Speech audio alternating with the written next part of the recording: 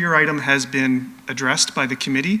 We will move you back to the attendee list where you can continue to observe and listen to the proceedings at tonight's meeting, but your microphone will not be active when you are in the attendee list. Thanks very much, and we will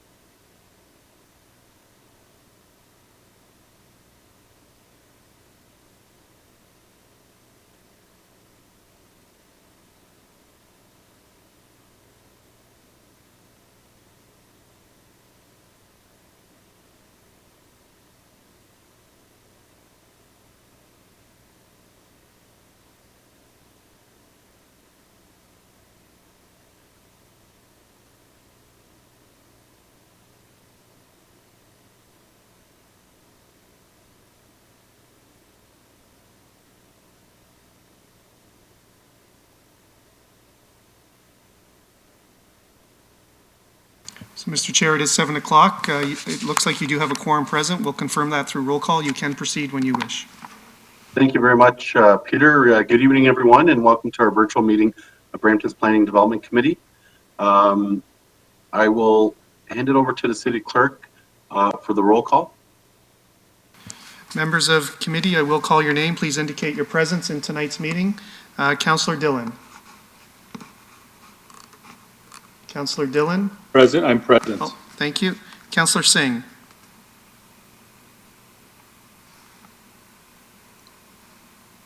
Councillor Singh. I'll come back to you. Councillor Fortini. Sorry, I'm present. I'm here, Peter. Technical difficulties. Apologies. I'm present. Thank you, Councillor Singh. Thank you, Councillor Fortini. Councillor Williams. I'm here. Thank you, Councillor Bowman. Present. Councillor Paleshi.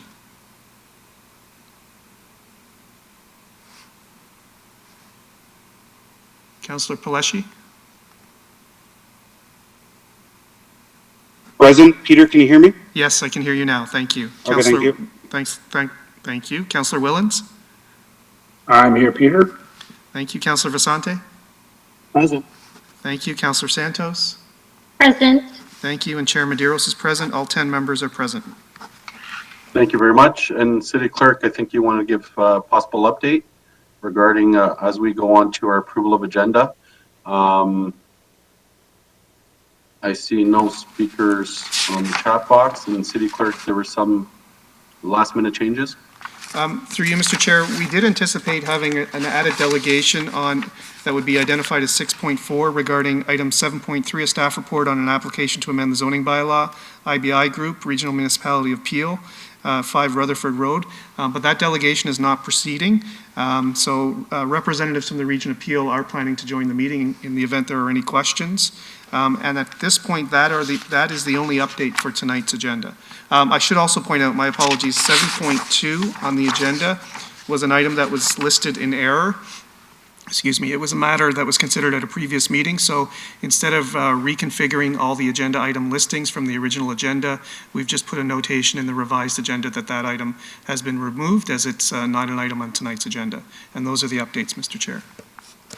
Thank you very much, Peter. So I do have a motion moved by Councillor Fortini to approve the agenda. Is there anyone opposed? I see none. Motion carries. We go now to declarations of interest on the Municipal Conflict of Interest Act. Do any members have a declaration of pecuniary interest under the Municipal Conflict of Interest Act for any matter to be considered on today's agenda? I see none. The clerk will so note for the meeting minutes. Consent motion. As committee, as part of our new consent motion process, I will read each agenda item that is subject to the consent motion, and any member may verbally identify the item to be held for debate during the meeting. Any item not held for debate will be considered as part of the consent motion and voted on for approval. I'll start reading the relevant agenda items, and members can identify any items to be held for debate. Item 7.1, a staff report regarding application to amend the official plan and zoning bylaw, KLM Planning Partners, Labosco Developments, Airport Road, Ward 10. And consent. Item 7.2, as the city clerk had suggested, was listed as an error.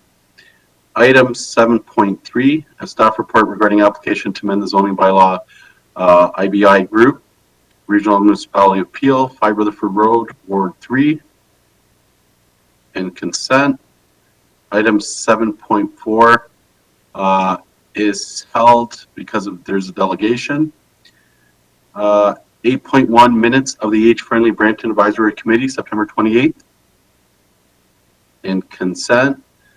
Item 8.2, minutes regarding the Transit Advisory Committee, October 25th. And consent. Item 8.3, summary of recommendations, Brampton Heritage Board, and I do see it's held for delegations, for a delegation. Item 10.1, city-initiated official plan and zoning bylaw amendments to the city's supportive housing policies and amendment to the group home registration bylaw is held for delegations.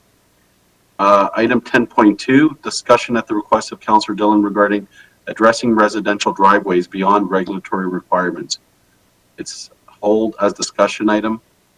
And item 11.1, correspondence, again, city-initiated official plan and zoning bylaw amendment. It's held for delegation, held because there will be delegation. So I have a motion moved by Councillor Dillon to approve the consent motion. City Clerk, I will hand it over to you to list again those which are in consent, and then after hold the recorded vote. Through you, Mr. Chair, the following items will be considered for approval with the consent motion. 7.1, an application to amend the official plan and zoning bylaw, KLM Planning Partners, Labosco Developments, Inc., 10808 Airport Road in Ward 10. Item 7.3, a staff report regarding an application to amend the zoning bylaw, IBI Group, 2338770 Ontario, Inc., Regional Municipality of Peel, 5 Rutherford Road in Ward 3. Item 8.1, minutes from the Age-Friendly Brampton Advisory Committee meeting of September 28th. 8.2, minutes from the Brampton Transit Advisory Committee meeting of October 25th. Those items will be considered for approval as part of the consent motion. All in favor of the consent motion, please indicate. Councillor Dillon.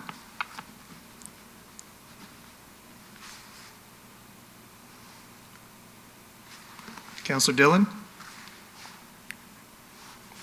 I'll come back to you. Councillor. Yes, sorry about that. Thank you. Councillor Singh.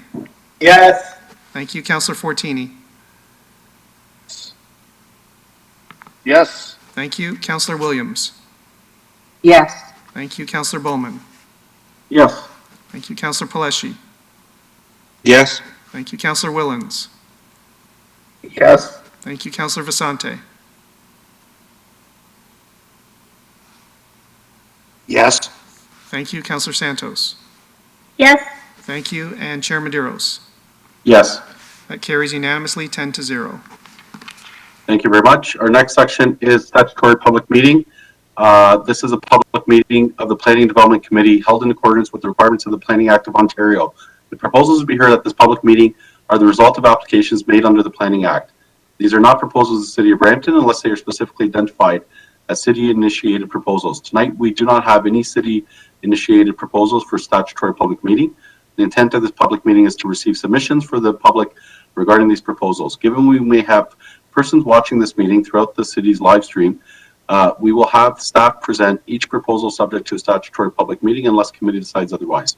After receiving any pre-registered delegations, members of the committee may ask questions for clarification, but will not engage in debate on the proposal at this time. Committee consideration of the proposal will occur at a future meeting when planning staff bring forward the final recommendation report on each proposal.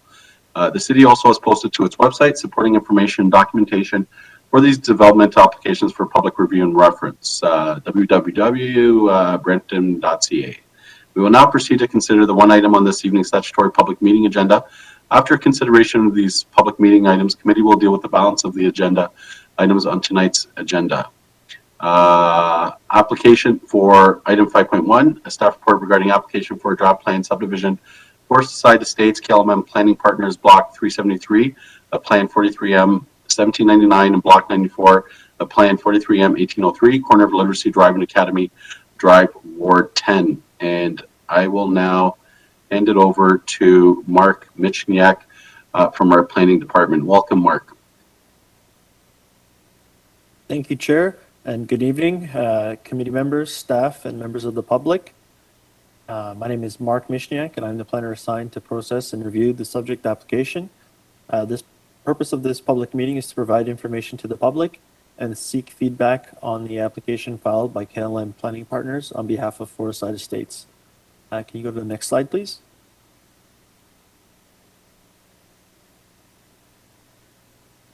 And one more, please. The subject property is located within Ward 10 in the eastern part of Brampton. It is located at the corner of Literacy Drive and Academy Drive. Next slide, please. The applicant is proposing to create 51 single detached residential dwellings along a public road with access to both Literacy Drive and Academy Drive. Next slide. This map shows properties within 240 meters of the proposed development. Owners of these properties would have received notice by direct mail with respect to the proposal. Notice was also provided in the Brampton Guardian newspaper and on the City of Brampton website.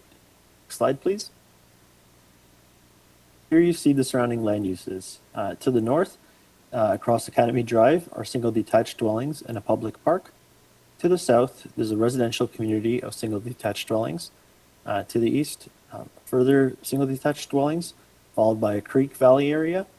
And to the west, across Literacy Drive, single detached dwellings and a secondary school. Next slide, please. Subject property is located residential within the official plan. An amendment to the official plan is not required. Next slide. Subject property is designated residential low/medium density in the Bram East secondary plan. An amendment to the secondary plan is not required. Next slide. Property is designated school in the Bram East Sub-Area 1 block plan. An amendment to the block plan is not required as residential development was anticipated should the site not be required for construction of a school. The site was reserved for the Dufferin Peel Catholic District School Board, and they have confirmed that the site is not required for school accommodation. In addition, the City of Brampton has forfeited their option to acquire the site. Therefore, the alternative development plan for single detached residential units is being advanced. Slide, please. Subject property is zoned Institutional 1, Special Section 1981 in the zoning bylaw. This zone permits institutional uses or alternatively single detached dwellings as per the residential detached F/11.6 zone. An amendment to the zoning bylaw is not required in order to permit the proposed use. Next slide. Prior to finalizing a recommendation to Council, this application will be further evaluated for consistency with the Planning Act, provincial policy statement, conformity with the growth plan, regional official plan, and the City of Brampton official plan. Next slide. This slide shows where staff are in the review of the application. The application has been circulated to city departments as well as other agencies for technical comment. We are now at the public meeting stage. Committee members and staff are here to listen to any feedback. After tonight's meetings, comments received from city departments, agencies, members of the public, and matters raised through public delegations will be reviewed and evaluated. Once analysis is complete, staff will return to the Planning and Development Committee with a recommendation report. The recommendation report will address all matters raised by members of the public, external agencies, and other city departments. Anyone that provided their contact information with respect to the application will be advised when the recommendation report will be considered by the committee. Once City Council makes a decision on the application, there is opportunity to appeal the decision to the Ontario Land Tribunal. Next slide, please. The report associated with tonight's meeting is available online, and presentation will be available online shortly. Again, my name is Mark Mishniak, and my contact information is posted on screen. Also on screen is contact information for the applicant, Marshall Smith of KLM Planning Partners. Thank you, and this concludes my presentation. Thank you very much. City Clerk, do we have any registered delegations? Through you, Mr. Chair, yes. We have Marshall Smith on behalf of the applicant present to make a brief presentation. That'll be followed by Kendarp Shukla, who is a registered delegate who may wish to speak on this item. So Marshall, you are in the session. You have up to 5 minutes to address the committee. Please proceed. Thank you very much. Good evening, Mr. Chair, members of the committee. I'll keep this very brief, and I wanted to thank Mark there of the Planning Department for a very thorough presentation. Just to supplement some of the information you received there, this site was under contract with the District of Peel Catholic School Board. The District of Peel Catholic School Board decided not to exercise their option to purchase the site in early 2020 for the purposes of an elementary school. It was then offered to the public school board, the Peel Catholic or the Peel District School Board. They also declined to purchase the site as they were well served in the area. And the site was then also offered to the city of Brampton for any purpose such as a park that it may so choose, and the city of Brampton also declined interest in the site. So this is an application for a draft plan of subdivision only, as these scenarios are per the city of Brampton standard process built into the zoning bylaw for residential uses in the event the school board or the city does not have an interest in the site. Just for some additional supplementary information here, what we've done is shown with the green pegs a number of parks and open spaces that serve the area here within the blue radius, which is a 5-minute walk or 400 meters, and also within the yellow radius, which is 800 meters or a 10-minute walk. So I just wanted to point out that there are plenty of park facilities in the area, and I'd welcome any questions that you may have for me as well, as you may go through your other delegates here tonight. Thank you very much. Thank you very much, and I'll hand it over to City Clerk to see if there's an additional delegation. Our next registered delegate is Kendarp Shukla. Kendarp, if you do wish to address the committee, you can unmute your mic and address the committee now. I don't have any comments, thanks.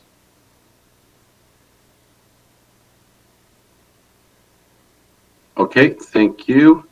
Now, do I have a motion moved by Councillor Singh to approve the staff report recommendations and applicant delegation, and I will take it as read. Is there anyone opposed? I see none, so the motion carries, and we will now adjourn the statutory public meeting. Now we move on to now public delegations, and I believe now we're on item 6.2, and I'll hand it over to the city clerk to administer the following delegations. So through you, Mr. Chair, we have delegation 6.2 on item 10.1, which was a deferred item regarding a city-initiated official plan and zoning bylaw amendment to the city's supportive housing policies and amendment to group home registration bylaw. We have 3 registered delegates tonight: Elaine Histrovsky, John Nunziata, and Rhonda Reardon. We don't see Elaine or Rhonda present in the session tonight, but John is present. However, in accordance with our procedure bylaw, there is a staff presentation identified as item 7.4, and in accordance with our procedure bylaw, staff usually present first, and then it would be followed by the delegation and then consideration of the report, which is 10.1. And we also have correspondence related to this item, which is identified as 11.1 on the agenda. So, Mr. Chair and committee, if you wish to hear the staff presentation first to set the context, and that would be followed by the delegation, and then committee can consider the matter. Okay, thank you, City Clerk, we will follow your guidance, and I will hand it over now to staff for a presentation.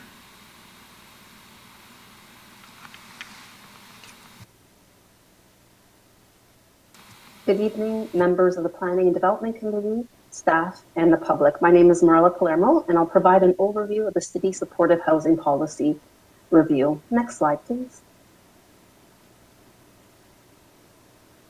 Through this presentation, I will highlight the overview again of Supportive Housing Policy Review, go over the importance of group homes within the region of Peel, and in particular the City of Brampton, provide an overview of the public and stakeholder consultation conducted, go over benchmarking that was performed by our consultant and along with staff, and then highlight the key recommendations. Next slide, please.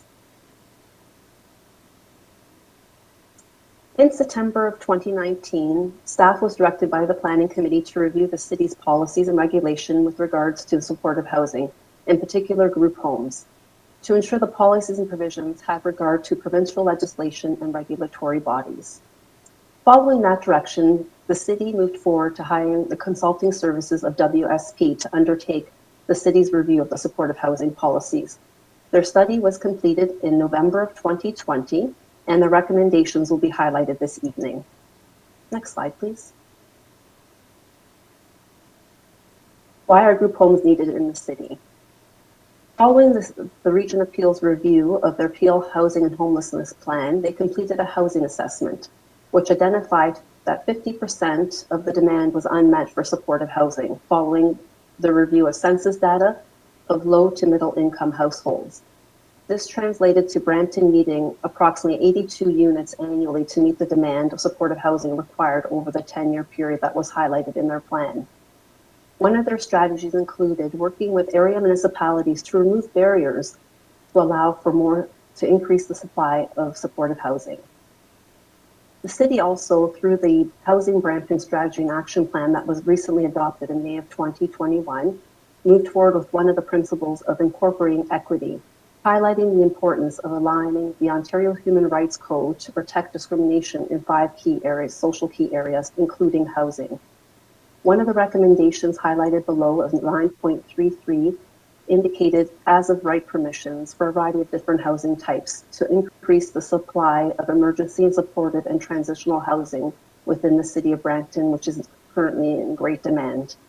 Next slide, please. Throughout the study's process, staff conducted a number of public and stakeholder consultations. We held 2 stakeholder consultations that were held in late 2019 and early 2020, which were done in person.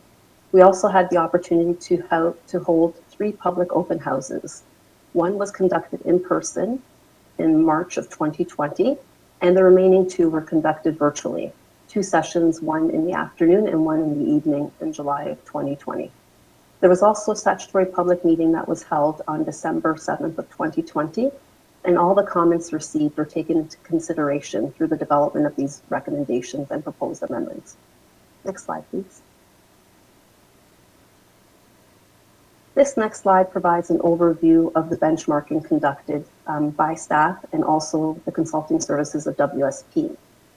Here I presented it in a timeline in relationship to the Ontario Human Rights Code, the publication of their document in the zone, Housing for Human Rights and Municipal Planning. As this slide demonstrates, prior to that issuance of that publication in 2012, many GTA municipalities had a number of restrictions regarding group homes. This included permitting them in only certain residential districts, also incorporating arbitrary caps on the number of individuals being housed within these homes, along with introducing separation distances. And also, in addition to that, some municipalities also moved forward conducting public open houses. Next slide, please. There were 4 key recommendations in the Ontario Human Rights Commission report. the report titled In the Zone related to group homes. This involved, the 4 key recommendations involved removing arbitrary caps placed on the number of residents in homes within, and also the caps of homes located in wards, removing the separation distance requirements, not requiring public meetings when the use is permitted as of right in the zoning, and also removing zoning bylaws that restrict affordable housing opportunities for vulnerable populations. So as this slide demonstrates, many of the municipalities that have updated their group home policies since that publication in 2012 have moved forward with the key recommendations on the Ontario Human Rights Commission. This includes removing the separation distance, and many of them also, some of them have removed the cap on the number of individuals to be in line with the Municipal Act, which indicates that group homes would be permitted with a number of individuals between 4 and 10 within a home. They've also removed the requirement for any open houses, and many of them are permitting them in a variety of different dwelling types. Next slide, please. So following staff's review of WSP's study that was completed in 2020, along with the best practices and the Ontario Human Rights Commission recommendations and input received from the public, staff this evening are proposing these following key amendments. I will highlight them accordingly. In regards to the official plan, staff are recommending that we move forward with replacing group home type 1 and type 2 definitions with a supported housing residence type 1 and type 2. We are also recommending amending the number of residents allowed in a supporting housing residence type 1. Currently, it stands between 4 and 6 individuals. We are now recommending it move to 3 to 10 individuals to align with the group home definition as outlined in the Municipal Act. We're also adding the definition of residential care home to capture supportive housing for more than 10 individuals. This would include replacing the definitions for long-term care homes, rest homes, retirement homes, and supportive housing facilities. We are also recommending through this OPA amendment to delete auxiliary group homes from the definitions. Next slide, please. Regarding the zoning bylaw amendments, again, in line with the official plan amendments, we are also again replacing the definitions of group home type 1 and type 2 with supportive housing residence type 1 and type 2. Again, also updating the providing the definition for residential care home to update the long-term care homes, rest homes, and retirement homes. We're also recommending removing the separation distance of 120 meters and also the maximum number of group homes per planning area as shown in Schedule D of the zoning. We're also looking at permitting a supportive housing residence type 1 in other dwelling types in addition to single family detached. Slide, please. The key recommendations that we're moving forward that we're recommending for the registration requirements is again updating the definitions to now replace the terminology of group home type 1, type 2, supportive housing residence type 1 and type 2, along with removing the requirement for the group home operator to meet with the area councillors. We're also permitting 3 to 10 individuals in a supportive housing residence type 1. Next slide, please. So this concludes my presentation this evening, again highlighting the key recommendations staff are recommending for supportive housing policies, and I'd like to thank you for your time and attention. Thank you very much, and I'll hand it over to you now, City Clerk, for our delegation. Thank you, Mr. Chair, members of the committee. So we did have 3 registered delegates, Elaine Hostrovsky, John Nunziata, and Rhonda Reardon. Only John Nunziata is present in the session tonight. So John, you are in the session. You can unmute your mic and you have up to 5 minutes to address the committee. Please proceed. Thank you very much, and good evening, members of the committee and others. Firstly, I represent council to a number of residents that are forming a new ratepayers association in Bramley Heights. They are very concerned with what is being recommended here. Now, the first concern is that we received notice on October 20th about this meeting, and residents were only given the next day by noon to register as delegates. So that was unfair because a lot of people did not get the notice, and certainly there would be many more delegates that would want to speak. Also, it is preferred that this meeting take place in person for this matter, so we're asking that the matter be deferred until we assume that in-person meetings could be held soon. Now, and with regard to the deferral, there are senior citizens and others that don't have access to the technology that a lot of people do. They want to participate, and they feel they could participate in a in-person place. Okay, in terms of the recommendations that are being made, we have had discussion with Councillor Fortini, and he has concerns. He is supportive of the concerns of the residents. Firstly, an unlimited number of group homes without distance requirement will cause significant problems in residential communities. The reality is that whether it's parking or other matters,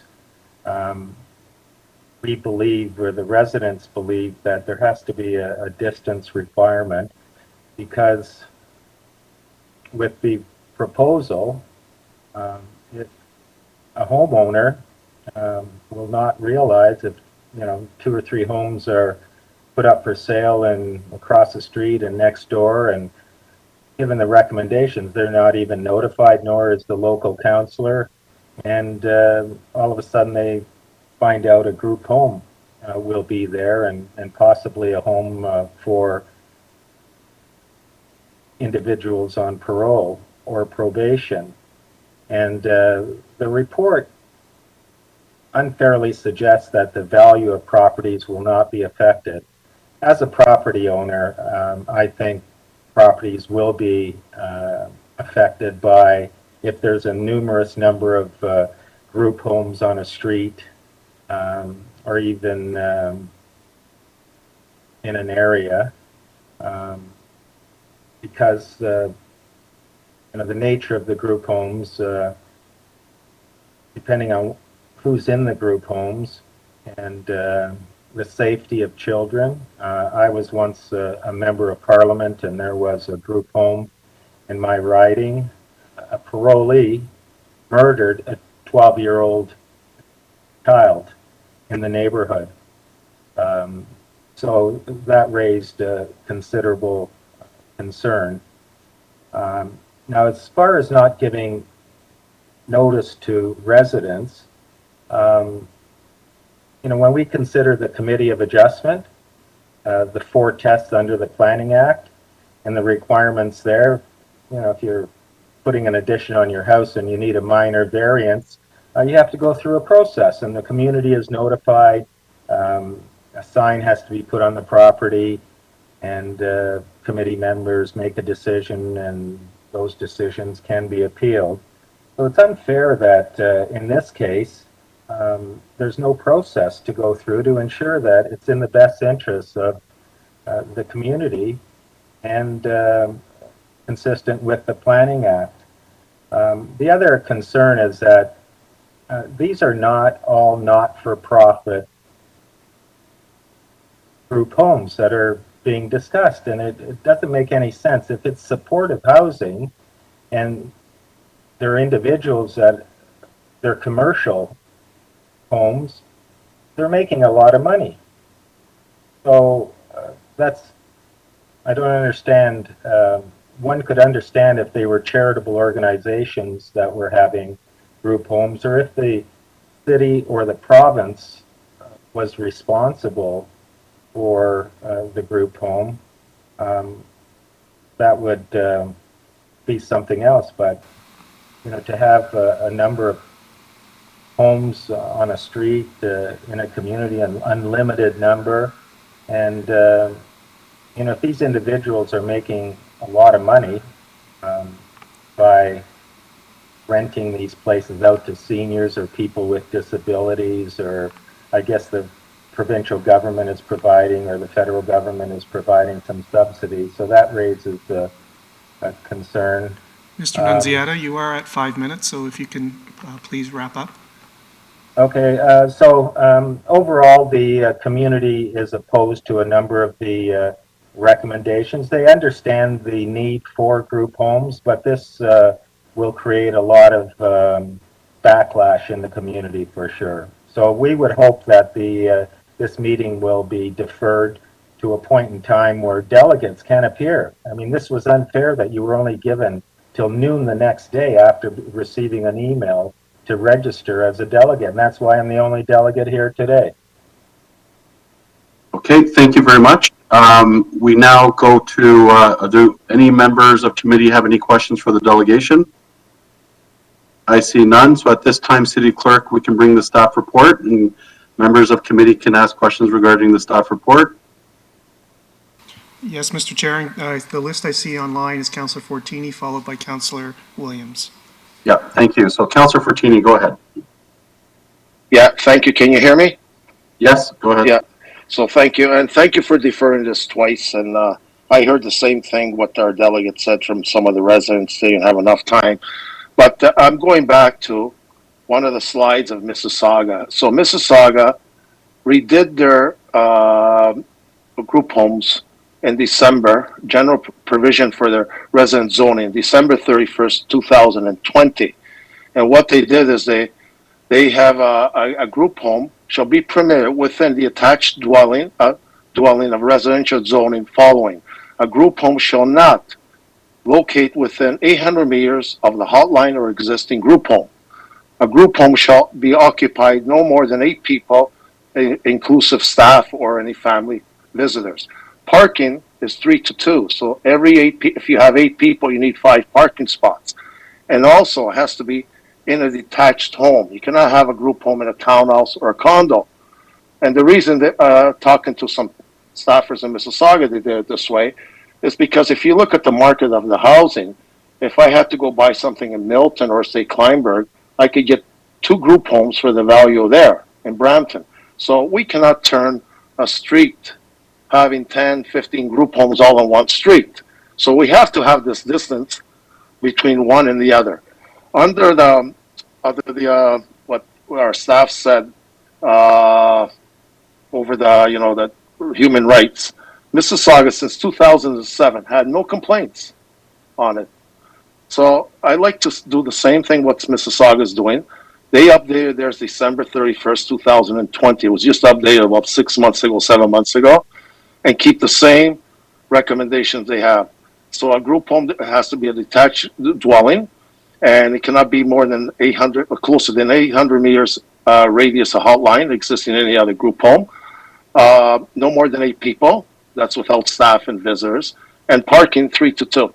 We have basement apartments. We complain about parking, but we don't worry about the parking there, and they don't want to put cars on the road. So I like to keep the same recommendations they have to our neighbor south of us. So City Clerk, and if you can provide guidance, so I believe what Councillor Fortini, you would like to make an amendment per the staff report to apply what you have stated that Mississauga is doing? Yes, and the reason is I don't want to see group homes on a street like 8, 9, or 10 on one street. People work, so I like to have the same bylaws as them as they did in this December past. So some of the stuff the staff did the presentations, I'm okay with it, but we have to have a distance. It has to be a single dwelling, and the 800 meters. I know Vaughan has 1,200 meters, but that's a little bit too much, but 800 should be fair, and no more than 8 people, and we have to look at the parking, 3 to 2. So if you have 8 people, you need 5-car parking. They're not allowed to have in townhouse or condos for group homes or semis. Thank you, Councillor Fortini. We just need our staff clear, maybe staff can respond. Are you clear what Councillor Fortini is suggesting? And we need to get something on the board so members of committee. Through the chair, it's Bob Bierke here. So the bylaws that are currently in force in Mississauga were just amended. They're in force as of March 9th. Mississauga actually removed most of the provisions that Councillor Fortini has mentioned. So the current bylaw that's in force does not have a separation distance, does not have parking requirements, and does not provide any other restrictions for group homes in single attached dwellings.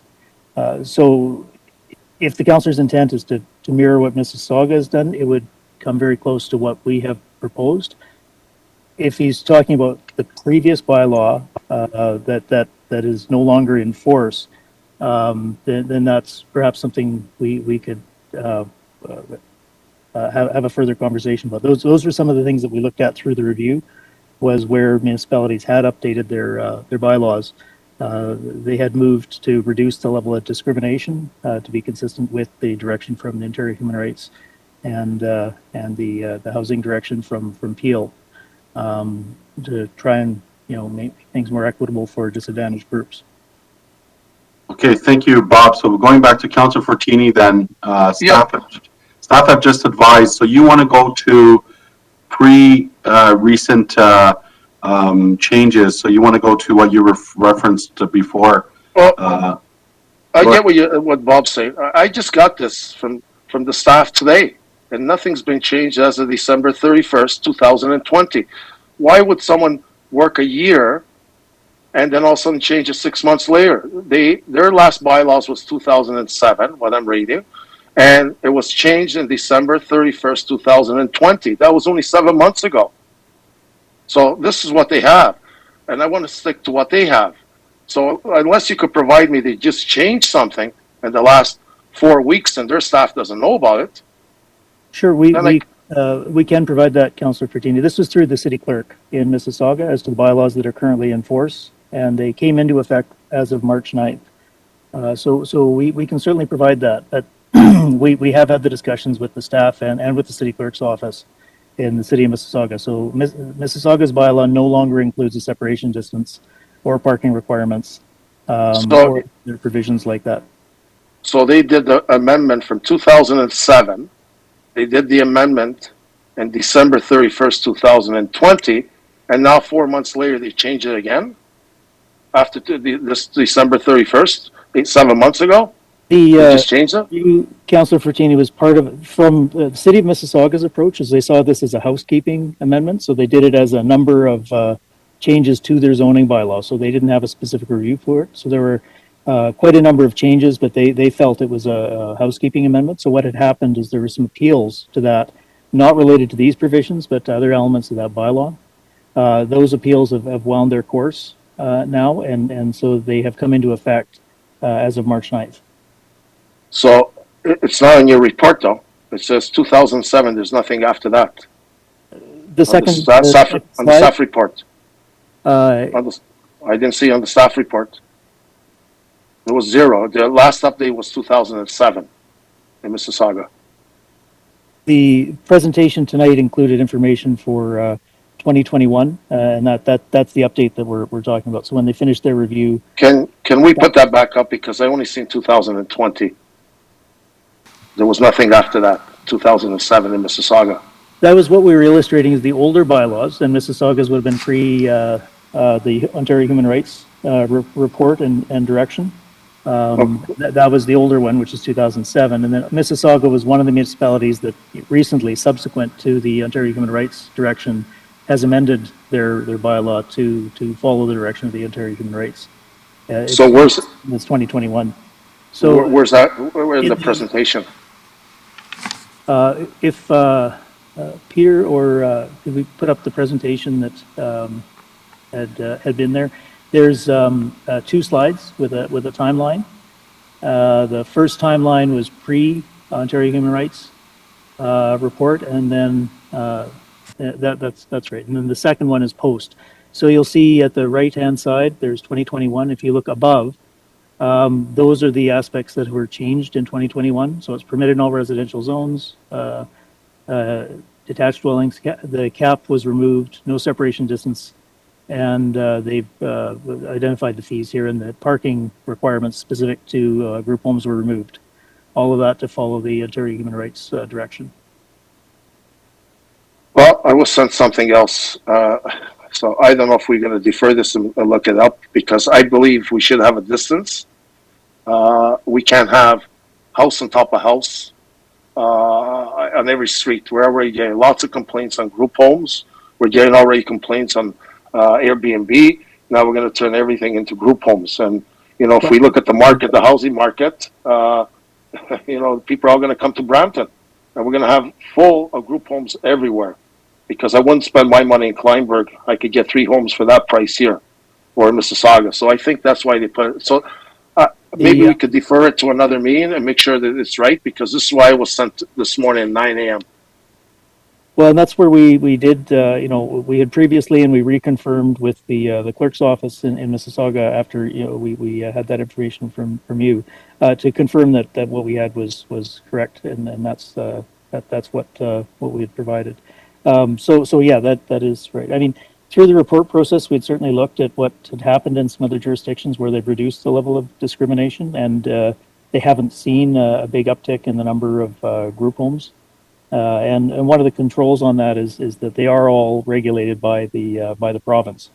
You know, so there is a level of control there in addition to any of the controls that Brampton may put into place. Province regulates, and I get it, but we're the ones getting the complaints at the end. So I still like to stick with an area distance between one. We can't have, like I say, you can't have 20 homes on one street. So I don't know if I'll wait for my next speakers to see what they say, but I like to still have a distance between. But at the end of the day, even if the province does this, we set the bylaws at the end. So if they're coming back and saying this, we have our bylaws and this is what we have. We're not saying no, but we should have some bylaws set in place, or else every house is going to be turned into group homes. We already have enough here and problems already.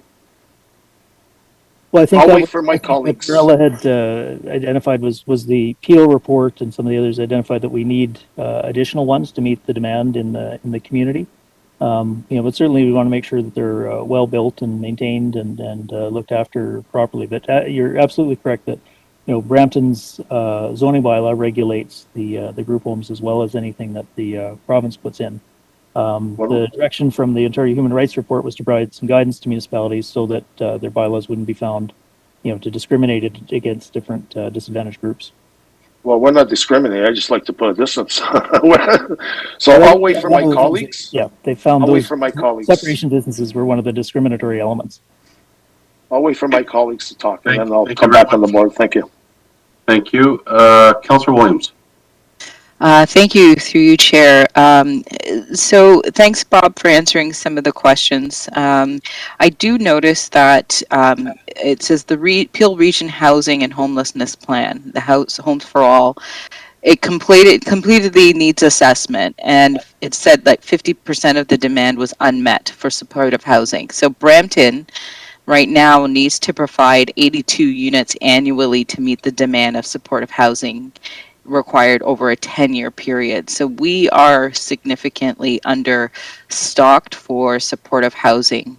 And can you define supportive housing, what that means? Like, which people are we, are people needing housing for? So Councillor, through you, it is really providing housing for people who need additional support to live in the community. So that can, you know, be a variety, but typically people with the range of intellectual and physical disabilities, seniors. Those are the groups most often. I think one of the delegations had mentioned roll or those kinds of halfway houses. Those are not included in this type of group home. That is a different category of group home, and they go through a different review process. So we're talking here about the you know, seniors, people with disabilities, who need some support to live effectively as full community members out in the community. Okay, so this policy review, the same one that Mississauga has done and other municipalities have done, is speaking specifically to those who are with special needs like autism, developmental delays, seniors with difficulty caring for themselves, dementia, you name it, those type of needs. Now, our bylaw was not in line with the Human Rights Code. Is that correct?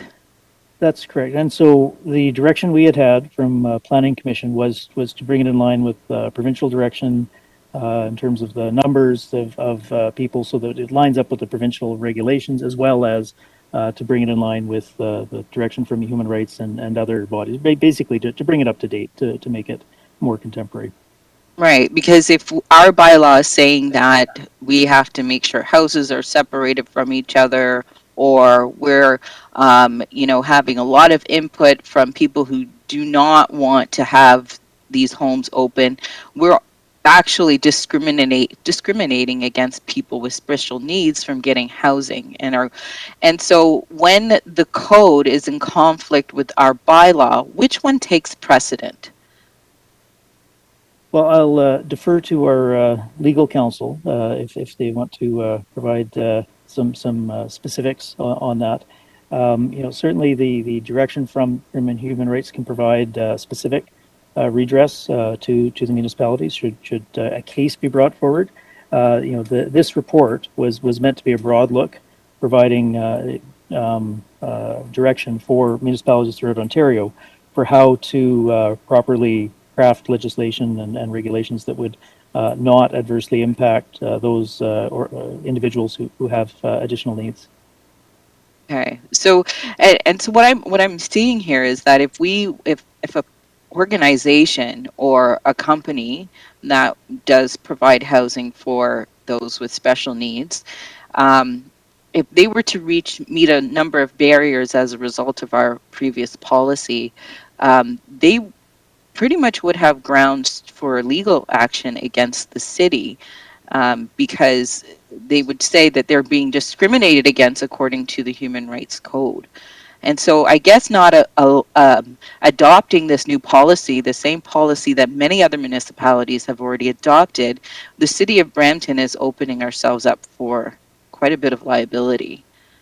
And our residents, because residents are paying our taxes, and their money is helping to fund our actions at the city. So I would hate to be responsible for us having our taxpayers' dollars go towards fighting a policy that is in violation of the Human Rights Code. So I would just comment generally that it's not necessarily, in the abundance of caution of the event of getting sued. I think the main driver from at least the staff direction from Planning Committee was to ensure we were properly incorporating considerations of equity into the regulations that we have. Not necessarily just out of fear of liability, but that we would actually have an outcome that supported the range of individuals throughout the community. But certainly, perhaps our city solicitor or legal counsel would want to provide some feedback on the element of litigation. Certainly, some municipalities have had challenges with the kind of provisions that currently have, but Brampton to date has not had a specific challenge on the basis of the provisions that are in the current bylaw. And thank goodness for that, because essentially the homes that have gone to open, even though they've met a lot of resistance, they've essentially been able to get their that the boxes checked in order to allow them to get their group home type 1 status to open. So that's why. But if we keep putting up these barriers, then unfortunately it does open us up to that liability. But that's the good thing about Brampton. We see the right for people to have the opportunity to live in neighborhoods that are similar to the ones they might have grown up in, and be able to either age in place or have the same experiences in a home that has the staff to care for them, similar to if they were in the home with their parents. And I'm talking specifically of kids who have autism and developmental delays. Many of these kids are in these homes because their parents aren't able to care for them. And why should they have to move into places that are not community oriented just because our bylaws are preventing them from doing so, or because the community doesn't want them to be there? Everybody deserves the right to live in a home that is caring, in a community that is caring and nurturing of their developmental needs. So I do appreciate the work that you guys have done and put into this new policy. I know there's been many meetings, and I know I've attended a number of them, many discussions about what this new policy should be. I believe it was over the summer, right? Over the summer, you had the community consultations, and people were given notice about these community consultations. And then, That's correct. Actually, we've had several rounds, and so with COVID, in abundance of caution, I think the very last consultation we did was just prior to the COVID change. We've done online, and we've done more consultation, I think, for this issue than we would ordinarily do, because we certainly did want to get the range of community input that we could. So absolutely, we've I think done a good job of trying to reach out, and I appreciate some of the difficulties with specifically delegating it at certain meetings. We have had a lot of in-person, or virtually and in-person prior to that, meetings with the concerned parties. There are lots of individual meetings to get input and specifics from different groups with a range of perspectives. absolutely. Well, there has been a lot of work, and my hat's off to you and Marilla and the team who's been working on this, because it is a touchy issue. I know everybody gets really nervous when they hear a group home moving in, but when you have to start looking at the human beings that are living here in these spaces, and they need housing, and even kids who have attention deficit or grew up in environments that have been very challenging, they still deserve the right to live in a community that is going to nurture them and encourage them to change the course of their future.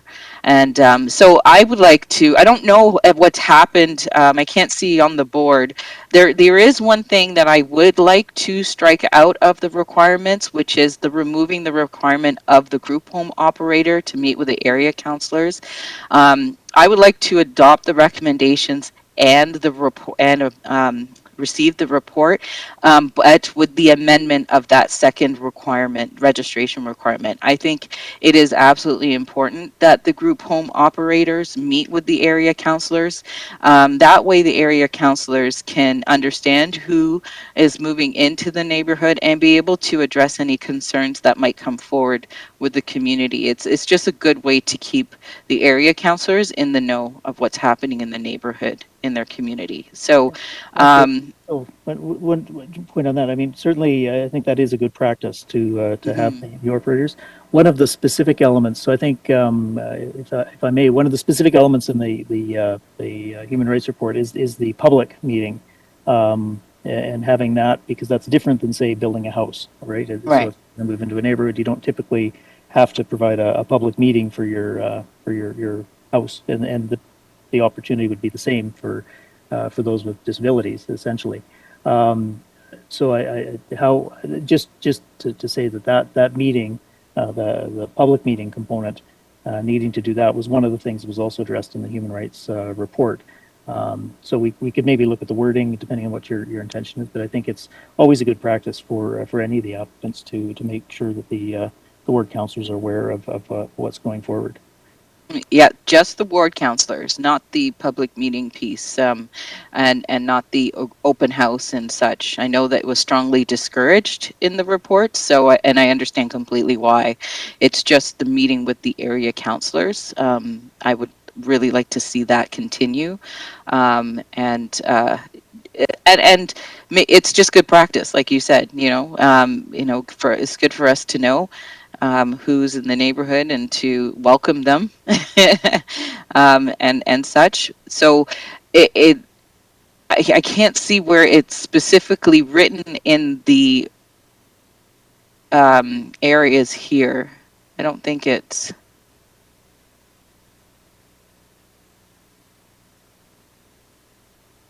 Yeah, okay, good. Revised to include the.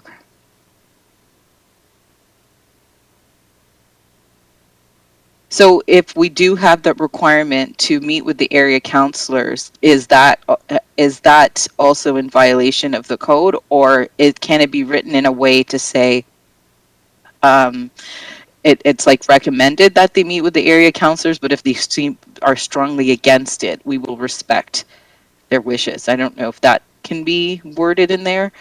Well, I Bob, what think do you suggest? the current open house is an information meeting, so it wasn't ever intended to be like a statutory hearing or something like that. So I think in that level, providing information to the councillors and being encouraged to have a meeting, to provide awareness, that I think we could work within that kind of wording. And I think these things are often a question of degree, right? Is how much is it different than a typical process, and that's where the focus for the human rights comes. If it's substantially different from what it would be for someone coming in, say, have a home built, then they start to look at, well, okay, so if the differences is there, then that's more discriminatory. If it's for a different purpose, then there may be elements that are less intrusive. So certainly I think we could work with that wording. Okay, so I guess it's not, as long as it's not, maybe change the wording, include a requirement. So change the wording to like it's encouraged that the applicant meets with the members of council or the area councilors. I mean, we can also, I think, administratively provide some notification to the ward councillors and encourage a meeting. There's provisions like that I think might be worthwhile. Okay. All right. So I guess to the clerk, when you're amending it, so that it's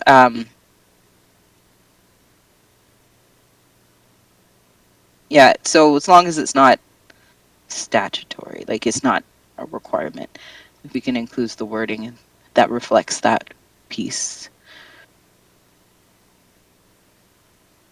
So through you, Mr. Chair, just for clarity, as Charlotte's providing that amendment, I just need to be clear that the proposed amendment, and maybe planning can answer this, is to the official plan and zoning bylaw amendment to include that encouragement for the applicant to meet with the ward councillors, or is that something that would be considered as part of the registration bylaw? So I think from our perspective, the easiest would be to include it in the registration bylaw. I'm not sure I'd want to include that language specifically in the official plan. Okay. Bylaw. So then through you, Mr. Chair, perhaps I suggest that what's shown in red, which is proposed amendment to the main motion moved by Councillor Williams, that be moved down to what's shown on the screen as recommendation 4. Thanks very much, Peter. I think that, yeah, certainly be, at least from our perspective, that would be our preferred approach. Okay, great. Thank you, Peter. Okay, are we good, Councillor Williams, or? Yes, that's great. Thank you. Okay, thank you very much. Councillor Dillon. Thank you. Just a question for Bob. So is there, are we forbidden from having distances between these homes? So as I think we've said, that was certainly common, 20 years ago, that was a very common approach. What's happened is people have, recognized that increases the amount of discrimination relative to it. But that being said, and I think our legal colleagues would provide some input in terms of what could happen were we to be challenged, but certainly we can draft a bylaw that includes separation distances. The experience in many municipalities, but obviously Brampton has had separation distances. They've been perhaps smaller than some other jurisdictions, and we haven't had a challenge against them. However, we know because of the human rights discussions that have happened, on a balance of probabilities, it's unlikely that you'll be successful in defending that kind of a bylaw, but you're not presented, there's no prohibition against drafting Right. a bylaw with those in it. So- But so- it so- would reflect yeah. the direction we're getting from the provincial. Right. Right. Last term of council, I remember this issue came up, and I believe it was last term of council. and I think it was 120 meters. Actually, yeah, I do remember now. It was on Rhapsody Crescent, and there was a lot of the residents took issue, and it was a 120 meter distance, minimum distance. So yeah, so I do support the fact that we do need these types of homes. I believe Mr. Nunziata was there as well, talked about an issue that he had. There was some issues within my ward that we were dealing with as well, with the group home and some of the neighbors, in some of the issues that they were having. I'm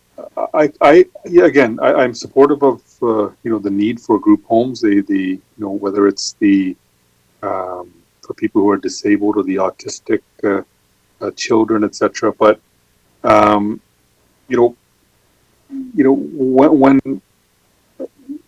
sometimes staff informs us as councillors that these houses are designed for single family homes, or whether you have a park, they're designed for a certain reason. And I think some of the expectations, and I'm just trying to give the point of view of the people who live in the surrounding areas. Essentially, some of these group homes become businesses sometimes, and we're looking at to give a totally opposite example, but I guess kind of similar is like, this council, said, we want cannabis shops here, and then we tried limiting it, and it didn't pass in council, but some councillors thought that you could limit them or that you could space them out, and this is Brampton, and so I guess the reality is that one of my family members is in real estate, so I know what goes on in Brampton is that people buy houses to put them on rent to students. They make a lot of money. Near Sheridan, there's people who buy houses strictly for business purposes, and they make money off of it. And what's to say that, if you can make a fair deal amount of money operating this as a business, and I don't think they should, and I don't think that's the intent of these. It's a very noble reason for having these types of homes, but I'm worried that people might try to take advantage of it, and people do come to certain areas just to live a certain lifestyle, and their expectation is that they, the neighborhood's a certain way, and I'm not saying that people are against it. But what I'm saying is, I think if there was a distance allowed, I think it would allow not only these homes to be in different types of areas, not all in the same area. You can appease some of the local residents as well. And so, just because I was requesting the distance there last term of council, I think just to be consistent, I would support it. I don't know if Councillor Fortini is moving it or not, so I'll wait for him. I believe he's getting back on the board. So again, with the rest, I'm good with. I think there should be a distance, and I think that applicants should meet with the local councils. We should know what's going on, what's coming to our wards, and have discussions with these applicants if necessary. So those are my comments. I'll let I believe Councillor Fortini's getting on the board. I'm not sure, but I'll listen to the rest of my colleagues. Thank you, Councillor Fortini. Thank you, Councillor Dillon. We talked about the same thing off record with Bob on the real estate and the cannabis and stuff. So I don't know if I think maybe we should defer this and get more further clarification from staff and find the right balance to support the homes and also protect neighborhoods. We're getting calls all the time. At the end, we're always in the hook, and they blame us. And it's not something that the province puts forward things, and at the end, our bylaws have to put up with it, and we can't keep up with what we have now. So maybe I'd like to defer this maybe to another planning meeting, or maybe even see what residents could come in and delegate, because I know there's a lot of people going to be against this. And I've been getting calls the last couple of weeks on this. And I told me it was deferred already twice. I cannot defer it again. But at the end, we have to have a distance. And Councillor Dillon's right. We set it up last term. We can't have 10 homes in a row on one street. And when you find certain streets where the value of the properties are low, of course, they're all going to go by there because these people are all making money. And we have to find the balance to protect also the neighborhoods. So I'd like to defer this to get more clarification, because what I was sent by Mr. Saga, I don't see it on here. And this was just done in this December past. So I couldn't see them updating something all of a sudden 2 months later. So maybe we could defer to next planning meeting. That's my request. Thank you. Okay, speaking to the deferral, Councillor Pelushi. Through you, Mr. Chair. Can't speak to a deferral.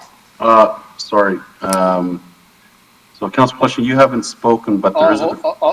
I'll hold my deferral until let Councillor Pelushi speak, please. Yeah, that's correct. Councillor Pelushi, go ahead. Okay, Councillor Fortini may not want to do that, but this has been deferred so many times. We've been dealing with this from my recollection for now 4 years, I believe. It's carried over to a new term of council. I understand the residents' concerns, but I think that staff have done a tremendous amount of work to try and appease everything that we can do within our jurisdiction. This is provincial legislation, and I think that we've done everything that we can do. I really want to just make a decision on this, keeping in mind that we are at planning and this still needs to go to council. So if we can just move this along and maybe we can have a further discussion at council, if Councillor Fortini, I'm not sure if Councillor Dillon spoke to missing some of the items, but if he has and Councillor Fortini has, then maybe we can capture those within the time before the minutes come to council. I think that's where I would like to see this kind of go. So I don't think I will support a deferral. I think I'll support the staff's work going forward. And then if the area councillors and Councillor Dillon and anybody else would like to have further discussion when this comes to council, I think that would be the right thing to do. Thank you, Mr. Chair. Okay, thank you. Councillor Vicente? Thank you. Sorry, Chair, I had put my name up just before Councillor Pleshy, but it was in the wrong category, so my apologies to the clerk. I think we have spent a lot of time talking about this issue. In Wards 1 and 5, both Councillor Santos and I have had meetings with applicants who are bringing group home uses, whether for youth or for seniors. We have been pleasantly surprised by the professionalism of some of the organizations and the people that come forward. I can honestly say that we haven't had really any issues with respect to group homes, and knock on wood that continues to happen, continues to be the case. That being said, this is a really important issue, and I think it's important for us as members of council to be all in agreement on what it is that we're going to be supporting going forward. We've spent, yes, a great deal of time on this already, but I am personally not averse to giving staff the opportunity to work together with members of council some more. We're not all on the same page here, and I think it's important for the city, for this council, and for the residents to have an opportunity to ensure that we get this right. So I know you can't speak to a deferral, but I think Councillor Fortini had talked about working with staff some more to fine tune this. I'd like to see us all vote unanimously in favor of a policy that we can all get behind. So that's what I'll be supporting tonight. Thank you. Okay, thank you. So go back to Councilor Fortini. Would you like to put your deferral on the floor? Well, Councilor Palashi makes a lot of sense. Bob, do you have enough time to bring what Mississauga has brought forward? You said they revises in March. Can you bring it to council? It's in the presentation that we gave tonight, so it's there and can be considered by council. Well, that's why I'm getting a misunderstanding. I got something different from their staff. That's why we need some clarification here. So we went back after our discussion today, Councillor Fortini, and talked to the clerk to get what was actually legally enforced, and that's what's in the presentation. Okay, well, I could reopen this. I'm going to ask again because this was sent to me today too, and nothing was changed after December 31st, 2020. So I'm not saying you're wrong. Happy to, Council, maybe if we could chat offline. If you want to send the materials to us, we can certainly have a look at it and follow up. And that's what we spent some time today, with the Mississauga administration, making sure that we had exactly what was legally enforced today. So that we confirmed was what's in the presentation. Okay, I'm not questioning your doubt, and like we talked today, because like I said, I received something last week and I received something today. So we'll let it go, and we'll open the minutes up in council. I'm going to ask them again tomorrow to send me something new. And I'm going to ask their clerk at the same time because I got something different. So, and we could clarify that up when we open the minutes and let that go for tonight. Thank you. Okay, thank you, Councilor Fortini. Councilor Williams. Thank you. So we are moving this and we're going to discuss next week. Just wanted to make sure. But I also wanted to make it clear that I've heard the comment being made about people making a lot of money. Seniors' residences, homes that house seniors, are considered they are the for-profit business element, but homes for children and youth with special needs, those are non-for-profit organizations. Carrie's Place, you name it, Christian Horizons, those are non-for-profit. But seniors' homes, if they either get a subsidy through the government to live in these homes, those are really the ones that are for profit. Just like you have seniors' homes and buildings in Brampton. This is just another opportunity for the seniors to age in place. So I just wanted to clarify that because I think there's a lot of this talk about people making a lot of money off of these businesses. We're talking about people needing housing and people needing places to live that are safe and in communities that are familiar with them, to them. So those are my final comments. Thanks. And Councilor Williams, you're moving your motion? You've moved your motion already, and yes, I'm moving the motion as is with the amendments. So receiving the report and the recommendations with the amendments. Thank you. Okay, so members of committee, I do have a motion moved by Councilor Williams, and you see the motion before you. Councilor Dillon speaking to the motion. Go ahead. Yeah, and so I just want to say I appreciate the discussion, and I just with the information, unless it comes, I can't support it, but I'm totally open to changing my vote if things change, and so I don't want Councillor Williams to think otherwise, but I just want to let it be known that as is right now, I couldn't, or if I'm able to abstain, I would. I don't think we can the same way we do in the region, but certainly looking forward to the information coming on Wednesday. Okay, thank you. Councilor Vicente. Yeah, thank you, Mr. Chair. Yeah, I'm a little bit not in agreement with us having a vote if we are expecting to have more information from staff in a follow-up meeting. Then really I think what is appropriate here would be for us to defer this as it is amended to a future meeting so that we can all have the opportunity to vote on it then. I don't really see a point if we're missing some modification or change or update to having a vote here this evening. So I think for that reason, Go ahead, Bob. The only piece of information that I think, from my understanding of the conversation, and certainly if there's something else, I'd be happy to provide it. But that would be confirmation of the current Mississauga zoning bylaw regulations.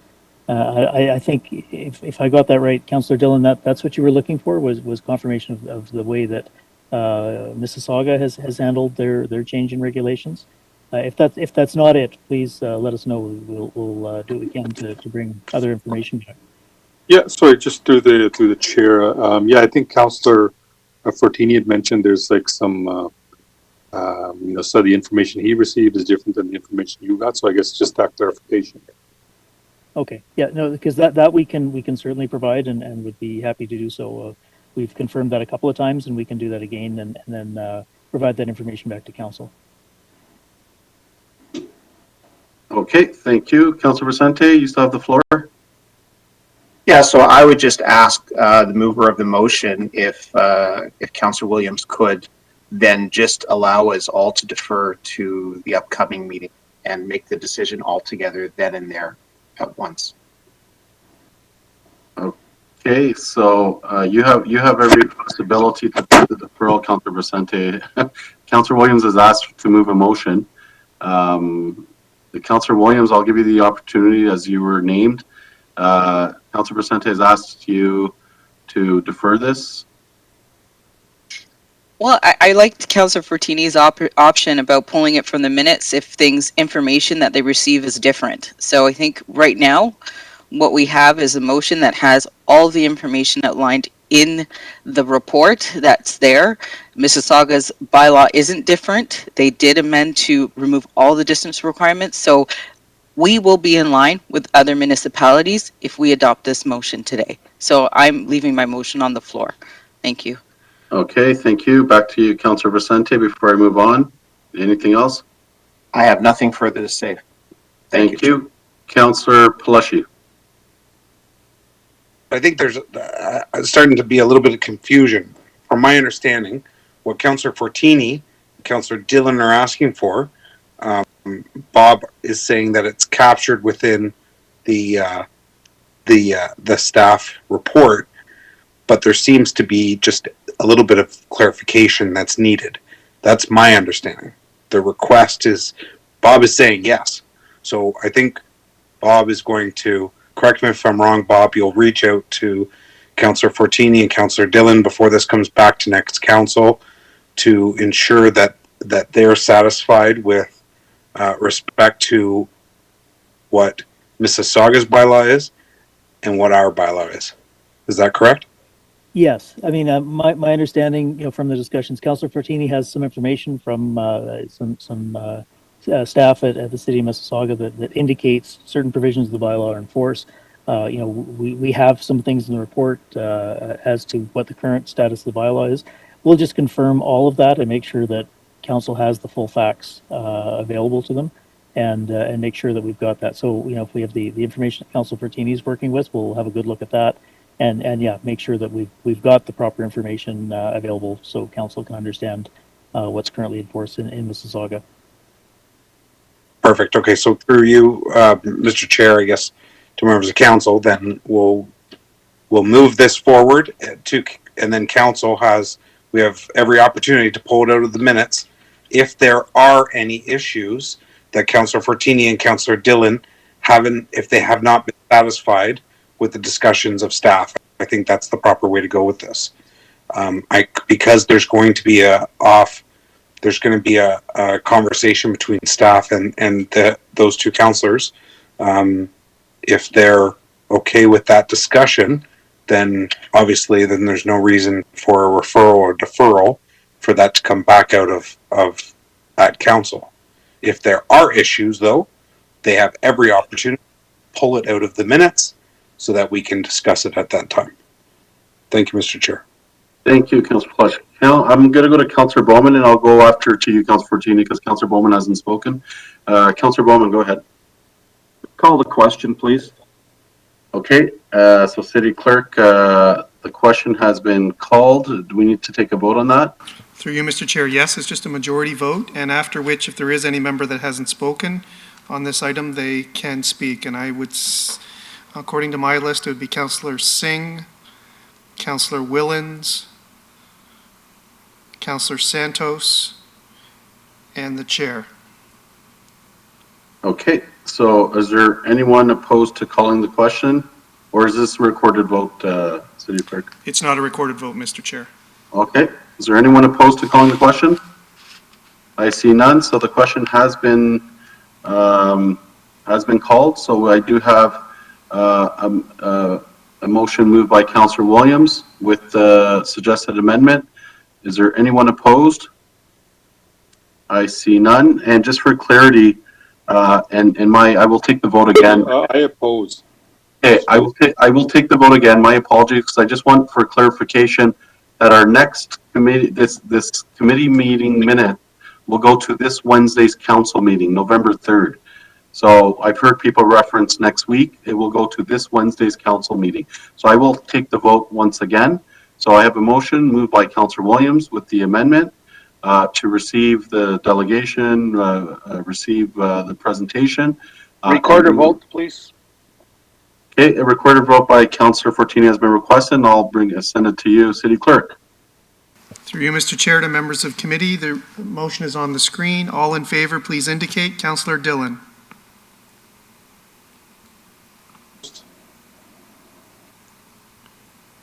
Councillor Dillon? Opposed, sorry. That's opposed. Councillor Singh? Favor. That's in favor. Councillor Fortini?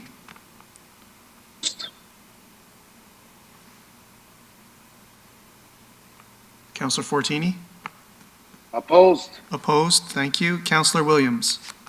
Yes. In favor. Councillor Bowman? In favor? In favor. Councillor Paleshi? In favor. Favor. Councillor Willens? Yes. In favor. Councillor Vasante? No. Opposed. Councillor Santos? No. Opposed. Chair Medeiros? Opposed. So, Mr. Chair, it's a tie vote. Motions on a tie vote lose, so the motion does not carry.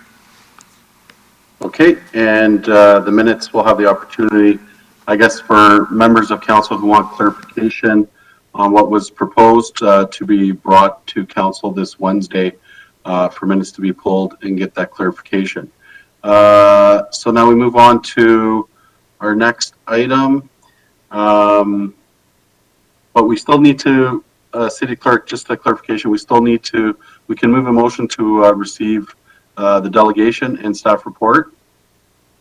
Through you, Mr. Chair, yes, that is a proper motion that could be placed to just receive the one Presentation. delegation and the presentation and the correspondence, which is shown in number 6, and receive the report without taking any action at this point in time. Okay, so I'll move that, moved by Councillor Williams. Is there anyone opposed? I see none, so the motion carries. We now move on to the Heritage Board minutes have been are in consent, and Through you, Mr. item Chair. 7. Yep. Sorry, so we have Delegation 6.3 from Colin Chung, and it is in regard to the Brampton Heritage Board minutes. So Colin, I'm just going to bring you into the session, and you have up to 5 minutes to address the committee. So Colin, you can proceed. Thank you, Mr. Chairman. For the record, my name is Colin Chung of Glenn Schnarr & Associates.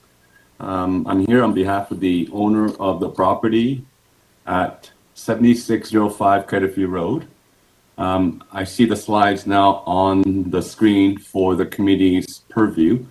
If you can go to the next slide, please. This slide is basically a street view of the subject property, which is in the middle. There are property to the left and 2 properties to the right. This property, Mr. Chairman, is within the Churchville Heritage District. It's not one of the significant heritage properties. This particular property is not located within the prime visual location of the Conservation District, but almost at the end of Credit Bureau cul-de-sac at Highway 407.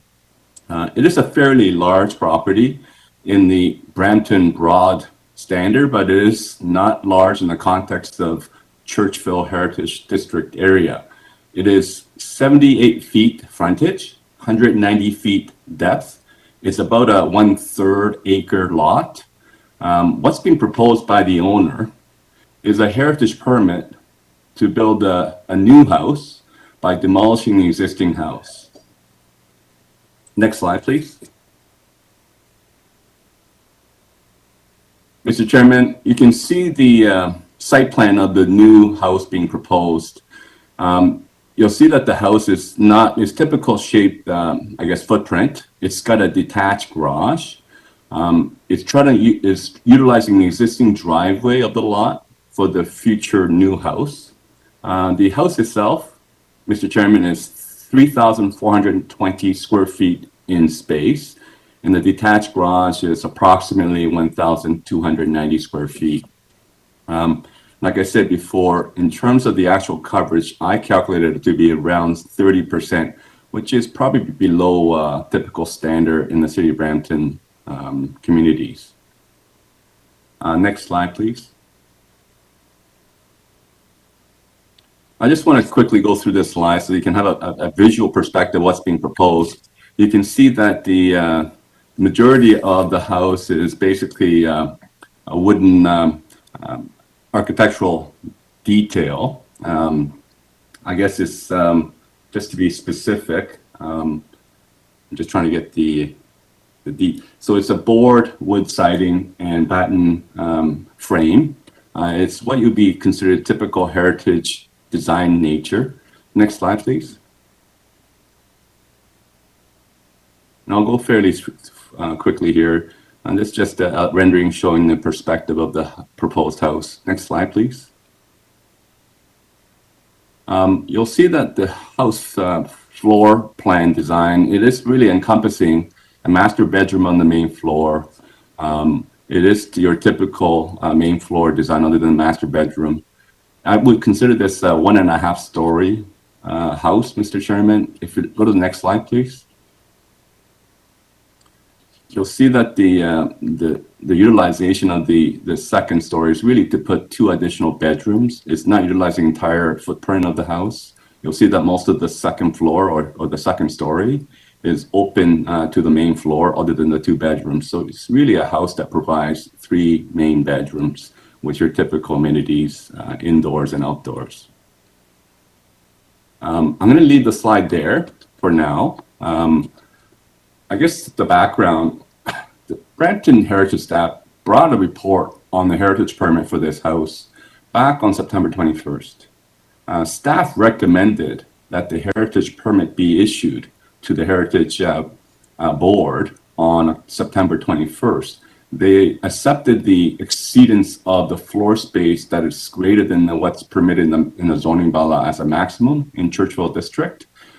Staff felt that the proposal does not detract from the heritage character of the district, as seen from the public realm, and they really accepted and was satisfied with the design, height, penetration, construction material, roof configuration, and staff felt that that really met the objectives and guidelines of the Heritage District Plan. However, the Brampton Heritage Board asked staff to reconsider the recommendation and basically asked staff to bring back their supplementary report back on October 19th. So at the October 19th meeting, staff reconsidered the size of the house and the detached garage. And while everything else they felt still met the heritage character, they basically now recommend that the size of the house and the garage meet the bylaw in that Churchville Heritage District, which is basically maximum of 2,700 square feet for single detached dwelling floor space, and the detached garage to be a maximum of 517 square feet. These are what I consider to be, standard for Churchville, but it's certainly not a standard that would be in keeping with what someone like the owner would like to have that's functioning house, that's a desirable house. So, Mr. Chairman, tonight, if the Planning Committee were to endorse the Brampton Heritage Board meeting minutes of October 19th, this owner's heritage permit will not be issued without the owner reducing the size of the house to 2,750 square feet and the detached garage to 517 square feet. I reviewed the staff reports, two of them, which is different recommendation to Heritage Board, and I'm concerned that the Brampton Heritage Board was concerned that by allowing more than what's permitted, it would set precedents. And I can say from the staff report, even staff cited a couple of existing houses that exceeded the maximum zoning bylaw. One at 7573 Credit View Road, and the other one at 7887 Churchville Road. So, Mr. Chairman, my request tonight is this. I think this house, in my opinion, the owner's heritage permit should be issued that exceeds the maximum allowable floor space in the zoning bylaw. Because it's my opinion, Mr. Chairman, that the proposed house is still in keeping with the Heritage District character and intent. And just as a point of note, even if the floor space is reduced to meet the zoning bylaw, the architectural detail, the look of the house along Credit View Road, the height of the house would be exactly the same as what you have from the owner through the heritage permit now. So the size of the house really is affecting the internal configuration of the lot. It's not a floor space that is irregular or extraordinary. It's a well thought out and designed house, in my opinion. It's a much better looking heritage house than what exists there now. So I think it adds value to the district. The extra space that's being asked by the owners is not noticeable from the street, and it is not, in my opinion, a monster home. So I don't think it sets precedence in a way that would actually be offside and inconsistent with the character intent of the Churchville Heritage District. So if the committee were to support my request tonight, I asked that planning committee amend the Brampton Heritage Board minutes of October 21st as related to item HB 048-2021 in the agenda for 7605 Credit View Road. And simply all I asked is that this committee remove recommendation 3A, small Roman numeral 2 and small Roman numeral 3 from the recommendation from the Heritage Board. These two is really dealing with the maximum floor space for the house and the detached garage. So if these two recommendations from the Heritage Board is removed, it would enable the owner to build the house that's currently under their heritage permit with the city. Anyway, thank you for your time, and I'd be happy to answer any questions. Thank you. Thank you very much, Councillor Plushie. Thank you, Mr. Chair. Thank you, Mr. Chung, for delegating. I guess some of the questions that I had in relation to into your delegation, you kind of were talking about the precedents that had been set, and I see by design, it's a house that has the character of what's keeping in the heritage district. So I like the really beautiful looking house. I love the look of it, and I think it fits within Churchville. The square footage, though, ultimately is the issue. But if the precedence essentially has been set, I'm often a big supporter of precedence. So can you talk about some of the other houses that were allowed to build houses of equal size or greater that are within the heritage district? Yes, thank you, Mr. Chairman. Through you, there's been some question about some of the existing structures and dwellings in the Churchville Heritage District being built before the actual district plan was put into effect. But the reality is, the Heritage District itself is about preserving and maintaining the character of the district. Size of the house is not the only solution to maintain the character, in my opinion, Mr. Chairman. I mean, there are other elements of the neighborhood or the community, the streetscape, the way you've organized certain tree plantings, the architectural detail of the houses that are there. So the size may be one element, but it certainly is not the only element. Mr. Chairman, there are houses in the district that are much larger. I mean, if you look at the aerial view of Creditview Road on the west side, there are some large houses that exist there now, much larger than what's being proposed by this owner on this lot. So precedent setting, in my opinion, Mr. Chairman, the precedent's already been set, regardless if it was built before the district plan was put into effect or not. But part of that is what's keeping the character of the district alive today and vibrant.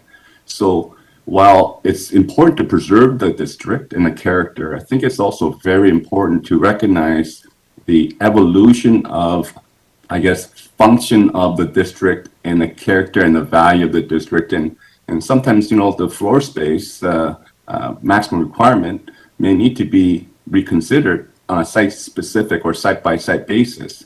In this case, Mr. Chairman, this is not a two-story structure. This is a one-story structure integrating the roof line to build 2 bedrooms on the second floor. It is really well keeping in character with the district. No, okay, thank you for that. And it is really important that Churchville maintain the character.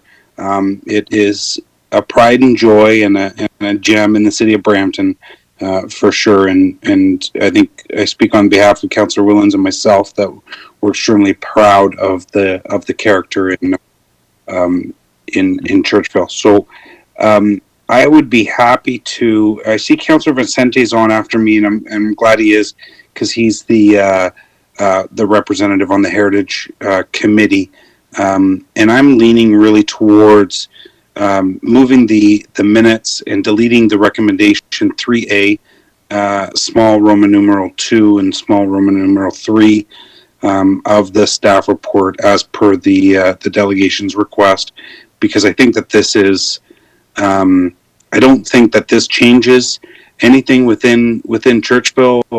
I think it's an absolutely beautiful, stunning house that is going to be well supported by the community, and happy to see this move forward. Thank you, Mr. Chair. Thank you, Councillor Vicente. Thank you very much, Mr. Chair. Thanks, Councillor Pleshy, for moving for that amendment. I know that we had numerous discussions at the Heritage Board with respect to this application, and I just want to share with members here of this committee that this proposal did have a positive report from staff. According to staff, a lot of work happened between the applicant and staff to make sure that this building would be as in line with the guidelines of the Heritage District in every aspect where possible, and it did so except for save the floor space. But from my understanding and in reading of the report, the additional size tends to be more towards the rear of the property. In other words, the width of the house is very complementary to other buildings in the Heritage District, much more so than some of the other larger buildings, which were what members of the Heritage Board want in general to avoid going forward in the district. And so I think that the building was designed, is designed well to fit within Churchville Heritage District. And that's just not my opinion. It's also the opinion of a board member who lives within the Churchill Heritage District and who voted in favor to see that this can move forward. I also supported having this move ahead. Other members didn't see so, but it's important to consider all of these facts. And Councillor Pleshy, I think that this is something that will fit well within the Heritage District and will be a great addition and positive contribution to this area. Thank you. Okay, thank you very much. Councillor Willens. Yeah, thank you through the chair. Thank you, Colin, for your presentation tonight. The house does has to fit the character of the village. However, it does go outside the guidelines that are set within the village. I believe it's 2,750, not 2,700 square feet. But the but the house isn't that far off. My biggest concern is the size of the garage. You said it's a little over 1,000 square feet. I believe that's what you said. I'm not quite entirely sure why they need dormers on the garage. I mean, certainly it does tie in nicely with the house, but to put it into perspective, I think the district allows for a little over 500 square feet. My house is only 1,100 square feet, so I don't understand why they would need a garage that big. But certainly the design of the house does fit the district. I don't think we can use other examples of houses that were built previously before this area was taken under the Ontario Heritage Act.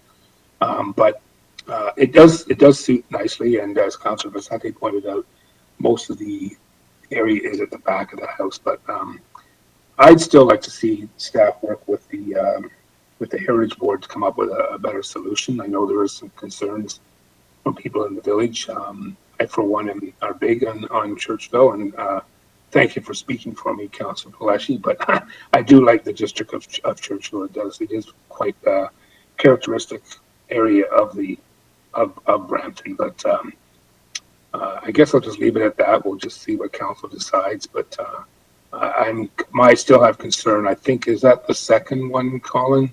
Is that the garage? Is that the second part? I know the house was the first part. Yeah, Mr. Chairman, the garage is a second, which is a small Roman numeral 3 that's in the Heritage Board's minutes. I just want to clarify. Yes, detached garage was originally proposed to be much larger, and I think the owners worked with staff to reduce it in terms of height and size. The reason for the garage to be of that size,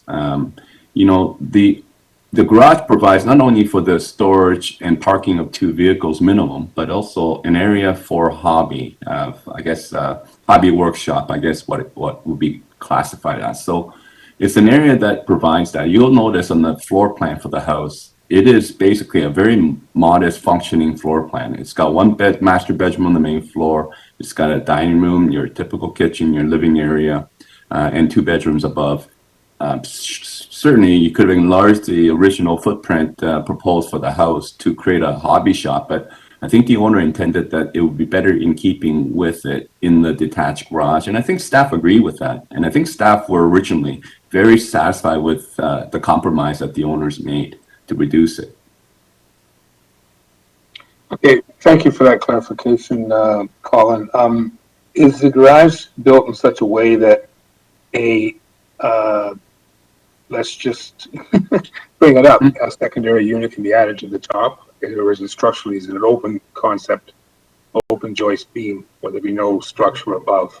Yeah, the way the garage, Mr. Chairman, through you, is designed and intended to be built, the type of roof line that's actually being proposed on the garage, it really is not structurally sound, nor is it cost efficient to actually ultimately build a second dwelling unit above the garage.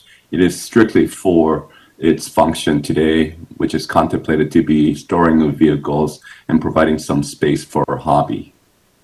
Oh, okay. Okay, and maybe a question to staff, maybe Bob. Is there a way that we can, I don't want to hold the application up, but is there a way we can work with the Heritage Board to come to a resolution that that everybody would be happy with? I do, Colin, I think I mentioned this before, I do like the style of the house. It does fit the district very, very well, but it is concerning that it is a little over the 2,750 that's allowed in the village. So maybe Bob, you can, I'm not sure, I'm reluctant to refer this because I know that the applicant is ready to get, look for the permits, and staff have worked hard with them, and this is a decision that's made at the Heritage Board. So it's kind of a catch-22, but maybe Bob, you could have some comments. Sure, and I think I'd echo most of what's here. I think the discussion has been very congenial and productive between the owner's rep, and the staff. Echo the comments certainly on the design and the design quality. I think it's a really good addition. One of the challenges we're going to be faced with in terms of timeframes is that we have the 90-day limit for the Ontario Heritage Act for us to get through, and the decision has to be made very shortly, I believe, by the 18th of November. So, we could certainly have an undertaking to work with the owner that we can have those sorts of things, and I'm sure we could have those conversations. I do think, though, that the time frame kind of dictates the path here, that we do want to go through that, and not necessarily, I mean, unless the owner's willing to have some further conversations and kind of have that in an open way. But I don't think we want to get into territory where we're delaying it and then losing the provision to go through council's input on the decision here. So I think I think we're open to your guidance. I think staff have felt, as the additional report or the initial report indicated, that it was a good thing. I certainly understand the concern about the kind of opening the door to bigger and bigger homes. But I think we also try to be reasonable in terms of what the purpose of those sizes are. So I think in general the staff have felt quite positive about the way this has developed. And I think if there are some modest changes, maybe the owner would want to consider. I think that would be sort of something maybe in good faith they could bring forward. And if I can augment Bob's comment, Mr. Chairman, we're running on a very tight timeline because of the Act's requirement for review, and Bob's correct that we're trying to get the council for this week so that we can meet that. If this is referred back to the Brampton Heritage Board, I don't think we'll meet that timeline. I also say this, Mr. Chairman, that if the committee and subsequently council were to support my recommendation or request, that doesn't negate the owners through the heritage permit process to continue discussing with staff. I believe, and staff will confirm this, staff and the owner and their architect had a tremendously well communicative process to this point. I don't think that's going to be jeopardized as a result of your consideration of my request tonight. I think there will continue to be a discussion, and I'm sure there'll be additional, refinements and tweaking of the permit with city staff. That will continue. Okay, thank you, Bob and Colin. Councillor, Yeah, I won't refer this. If you wanted to provide, sorry, following up on the delegations point there, if you wanted to provide some language to suggest that we continue those discussions with the owner in addition to the motion, I think that would be totally appropriate. Would express if that's the direction you'd like us to pursue. But it has been an extremely congenial discussion, and I think we'd be happy to continue to work with the owner through the process. I think we all really share the same objectives here, and I think we'd like to get to a good outcome. Yeah, thanks, Bob, and through you, Chair, if I still have the floor. Yeah, thank you, Colin, and like I said, it does suit the village quite well. So I'll leave it to staff and Colin and yourself and the client to work things out to come to a conclusion, because it does suit the village, and it is nice to see that the floor plan is nice. It's, as you say, it's not a big monster house, and it's not a lot of room. So yeah, I'll just leave it at that. And thank you very much again, Colin, for coming in, and thanks, Bob. Thank you, Mr. Chairman. Thank you, Councilor Williams. Thank you, Councillor Willens. Councillor Bowman. Thank you very much. Councillor Willens did ask along the same line of questioning that I was going to ask for staff. Bob, the Heritage Board is recommending cutting the garage almost in half. So I believe it's 1,000 square feet down to 570. Councillor, I think you're correct there. Yes. Okay, is it just, I don't know, maybe it's me, but I also think that 1,000 square foot garage is huge. It is huge. And is there any other, Colin, you were talking with Councillor Paleshi, is there other homes in that area with garages that are 1,000 square feet? Do you know of any? Oh, you're on mute, Colin. Through you, Mr. Chairman. Yeah, in terms of the actual size, I haven't actually done the inventory. I just felt that I was looking at more the size of the house than the actual detached garage that exists in Churchville. But there are larger garages that exceed the permitted maximum in Churchville. So this is not the first one. But again, I think with the sentiment of the committee about the size of the detached garage, even with committee supporting my recommendation, I am pretty sure that the owner and the owner's architect will work with staff. And I think staff are hearing this as well. And I'll leave it to them, to see if there's a revisit of the size of the garage. Maybe, there's an opportunity to maybe reduce it in size.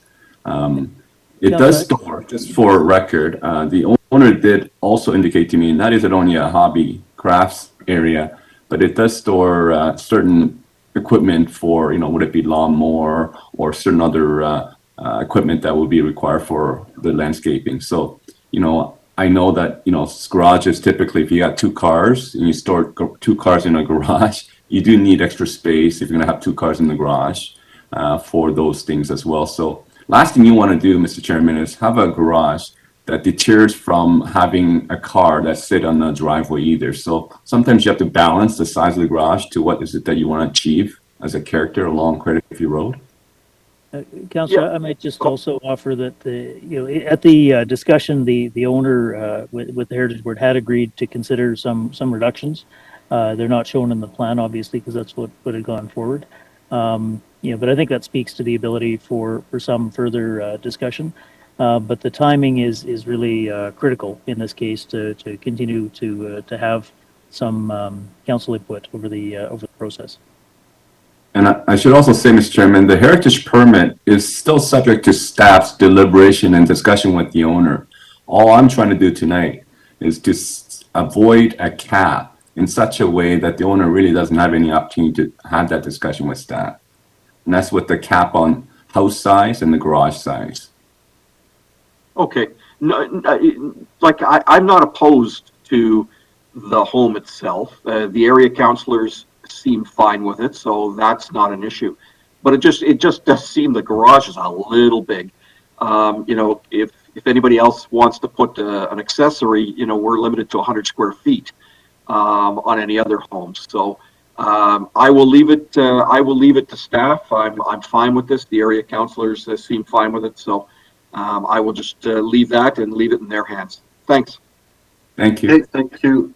Thank you. So I don't have any further questions of the committee. And who is moving? Sorry, was it Councillor Pelletier? You're moving the proposed amendments suggested by the delegation?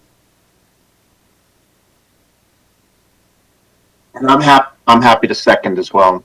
Yes, Mr. Chair, in the deletions in the minutes. Okay. So moved by Councillor Pelletier. Is there anyone opposed?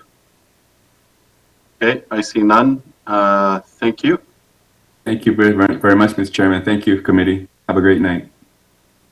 And City Clerk, if you can just take me on where we are now with the recent changes. I believe we've done with... So, Mr. Chair, we are now on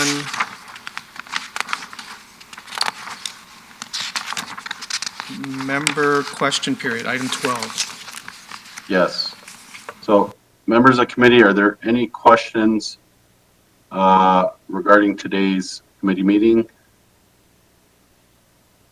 I see none. Public question period, City Clerk, are there any questions from members of the public? Councilor Medeiros, Yes. I had item 10.2. My apologies, Councillor. Mr. Chair, that's right. Councillor Dillon had discussion item 10.2. That's right. Go ahead, Councillor Dillon. Thank you. So I want to firstly thank Council for allowing this discussion surrounding driveways. And I do have a motion. I just want to bring up a few facts first.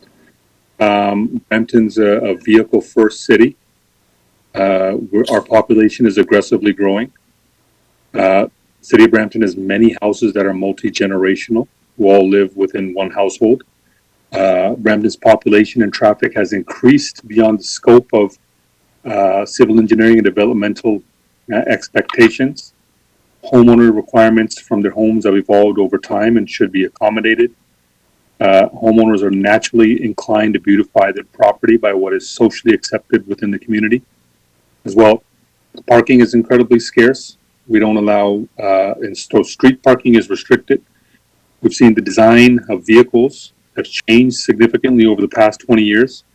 Currently, the file for driveway complaints has grown to an astonishing 1,000 plus, with really no end in sight. So that being said, I know the steps we've taken to mitigate the driveway issues have been received fairly well. For example, ensuring that only licensed and registered contractors can do work within the city. I've had a conversation with many contractors, and it's been pretty well received by them and by residents. And this is a great move for going forward.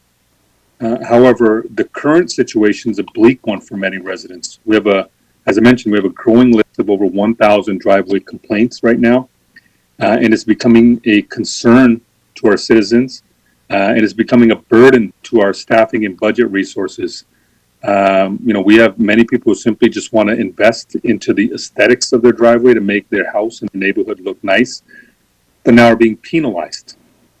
Problem is that we've been operating in a gray zone over the past number of years, which the city has created, and thus people have suffered.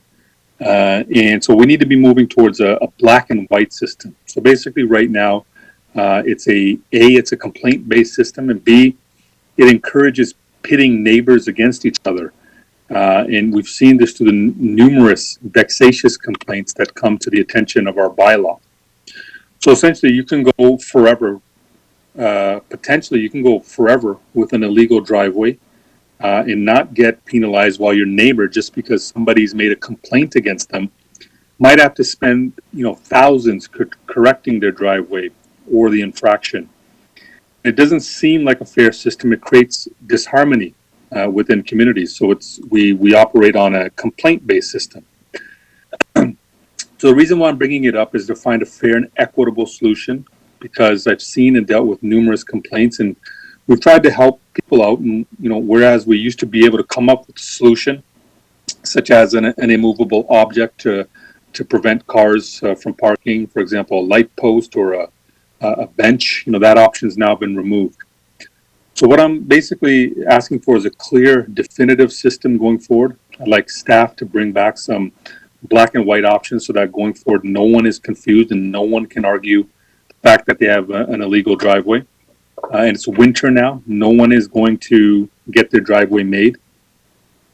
My request is that until February 1st or any selected 90-day period during the winter, we amnesty or grandfather all the illegal driveways that are not overtly wide, which fall within a specific and agreed upon width that is determined by staff and council.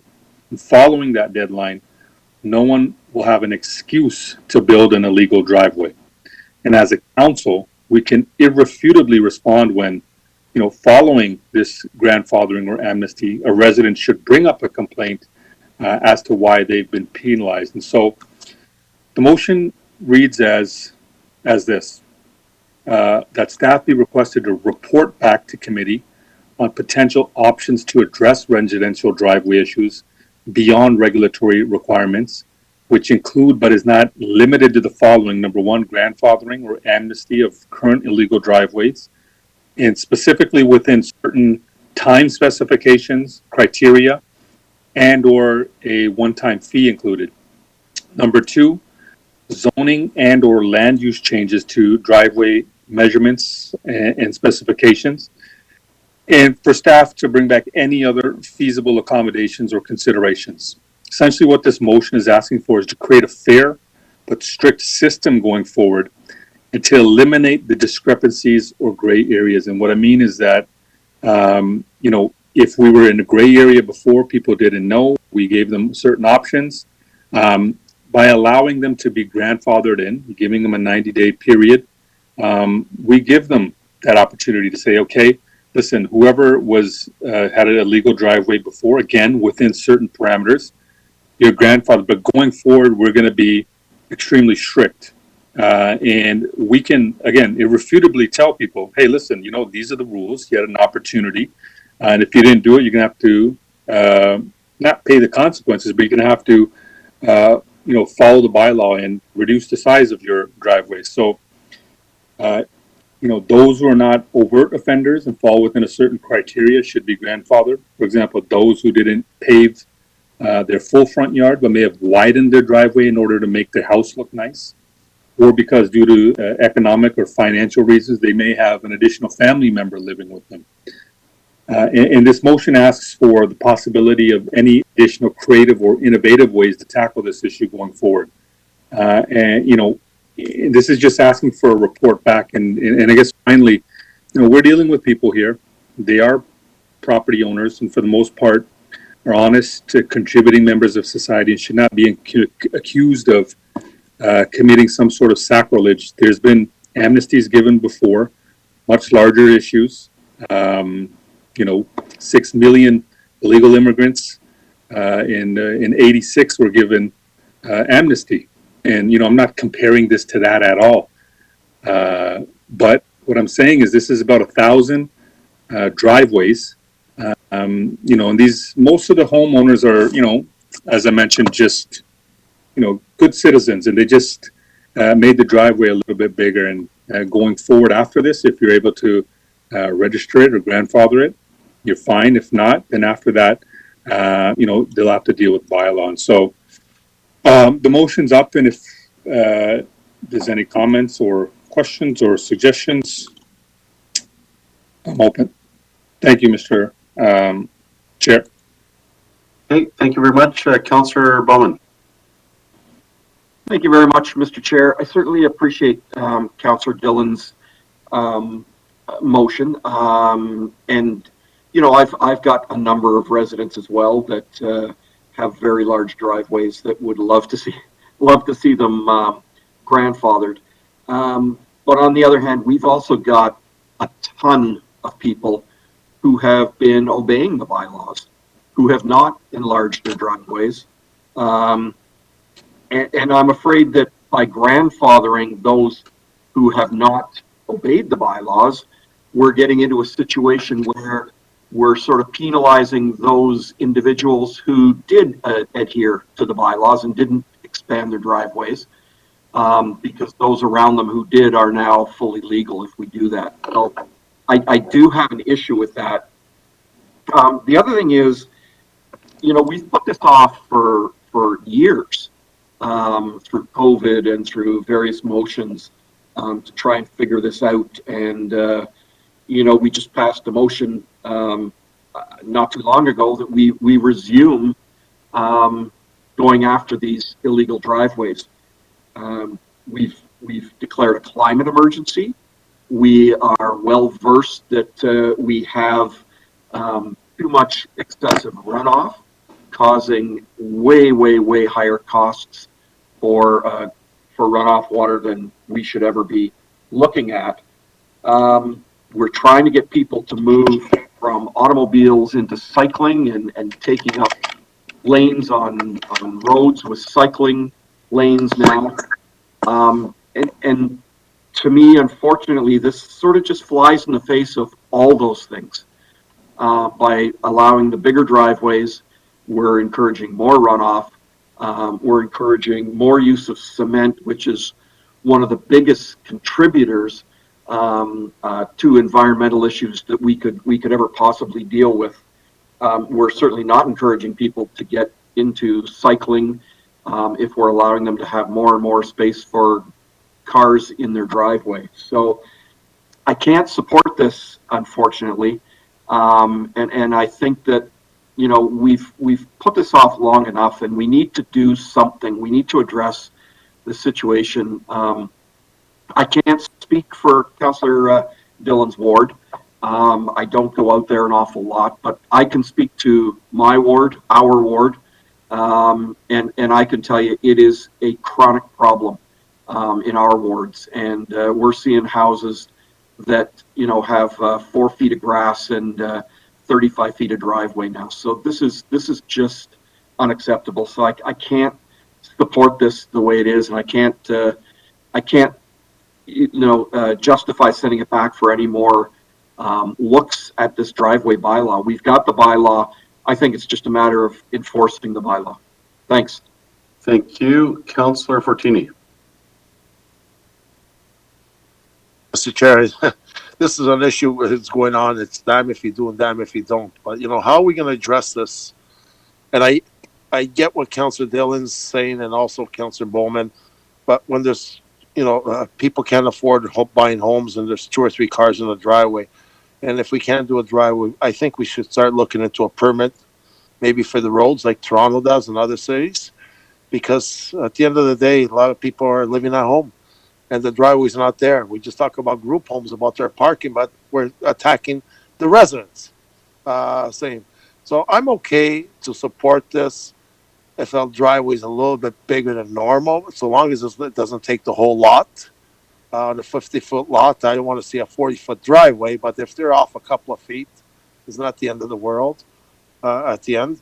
Or maybe we should look at maybe seeing how they have to pay a tax or a fee. You go to Toronto, if you have a front driveway, a lot of places down College and all, you have a sticker stuck on your wall that you pay $330, and a car parks on the road is $650. So I don't know how we're going to do this, but at the end of the day, people all have 2 or 3 cars in the driveway. The kids are all getting licensed, and it's becoming a big problem. We're building homes, and there's not enough parking, and we're bringing them. The lots are getting smaller and smaller. So I will support Councillor Dillon's motion for now, but I just don't want to support something that they have the whole 50-foot lot or 40-foot lot, the whole concrete driveway. If they're off 2 or 3 feet, it's not the end of the world. Thank you. Okay, thank you. Councillor Singh.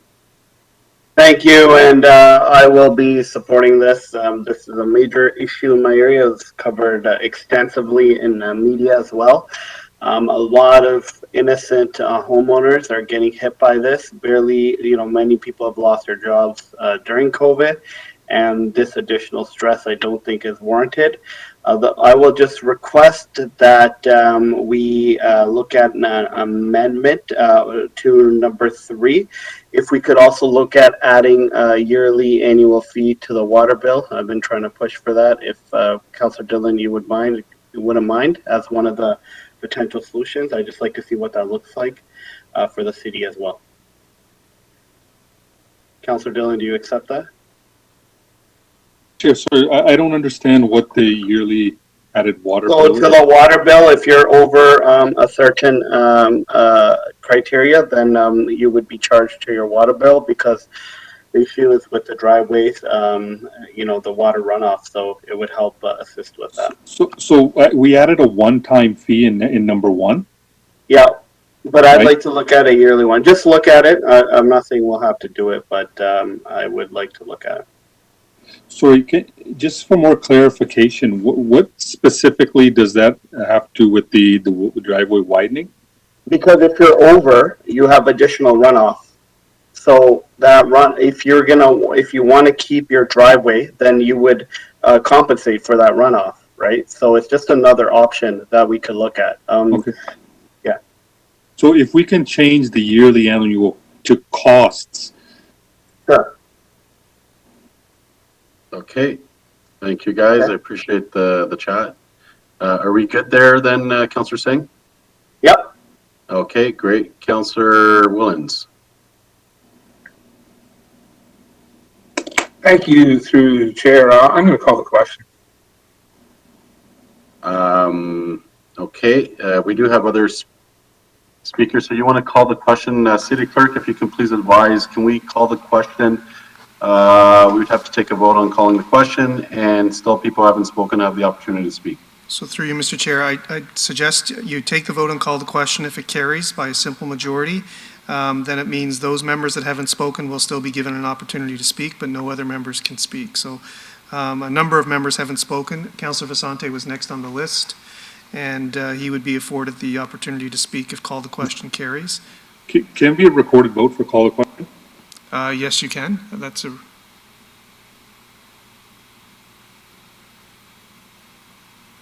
Through you, Okay, Mr. a recorded vote has been called for calling the question. Hand it over you to City Clerk. Members of committee, call the question has been called. All in favor of calling the question, please indicate. Councillor Dillon.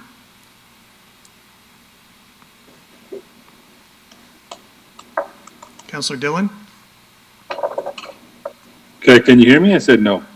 Oh, that's a no. Thank you. Councillor Singh? Yeah. No. It's a no. Councillor Fortini? No. No. Councillor Williams? No. No. Councillor Bowman? No. No. Councillor Paleshi? No. No. Councillor Willens? Yes. That's a yes. Councillor Vasante? But I just say no. No. Councillor Santos? Nope. No. Chair Medeiros? So my colleague's not by himself, I'll say yes. So, Mr. Chair, that motion to call the question does not carry. The vote is 2-8. Okay, thank you very much. So, Councillor Willens, you have the floor. Through you, Or Mr. do you want Chair. any? Yep, Sorry, after the call the question, Councillor Willens can't speak, so we go on to the next okay. person. Thank you. Councillor Vicente. Thank you, Mr. Chair. I just thought before the calling of the question, I'd offer some of my thoughts as well on this. I'm just going to ask mover of the motion to include in this that perhaps we look at the possibility of these types of approvals for grandfathering. Perhaps there should be a process where they go through the Committee of Adjustment.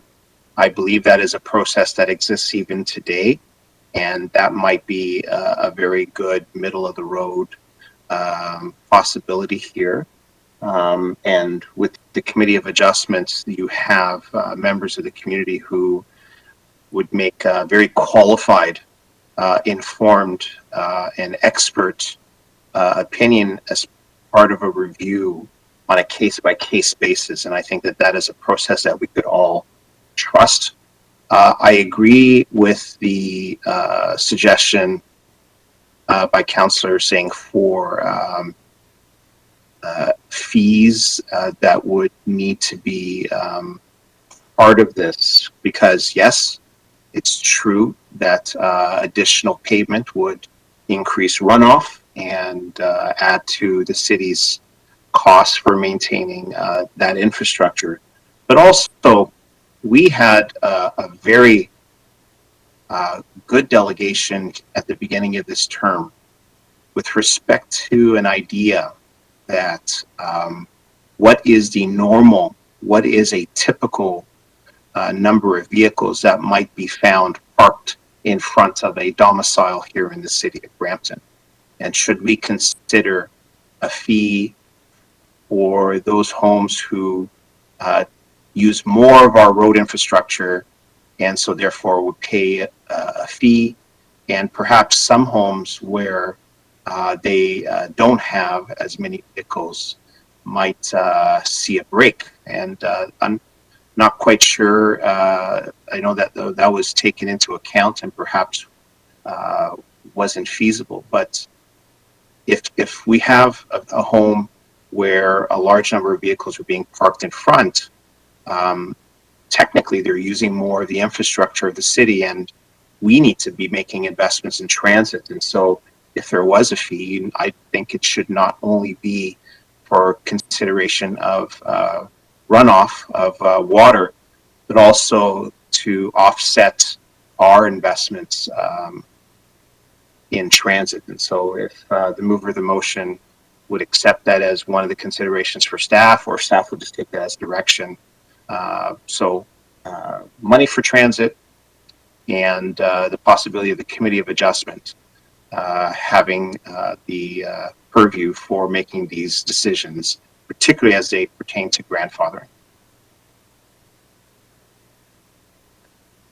To respond? Yeah, go ahead, Councillor Dillon.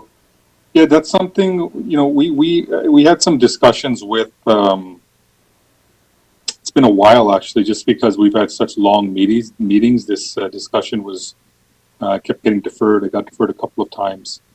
And that was one of we actually looked into having, whether it's adjustments to the committee of adjustment, or having some type of residential committee. But I guess what we're doing is looking at it from the angle that we also have such a backlog, and there's so much city resources, staffing resources that are going into this. And, a lot of these people, they have an extra car for economic reasons, financial reasons. You're seeing more and more joint families. You're seeing multi-generational families. And I think that's a reason why some of these people, for the most part, they mistakenly widen their driveway. Some people do it for aesthetics. It makes their neighborhood look good and makes their house look good. And so, we've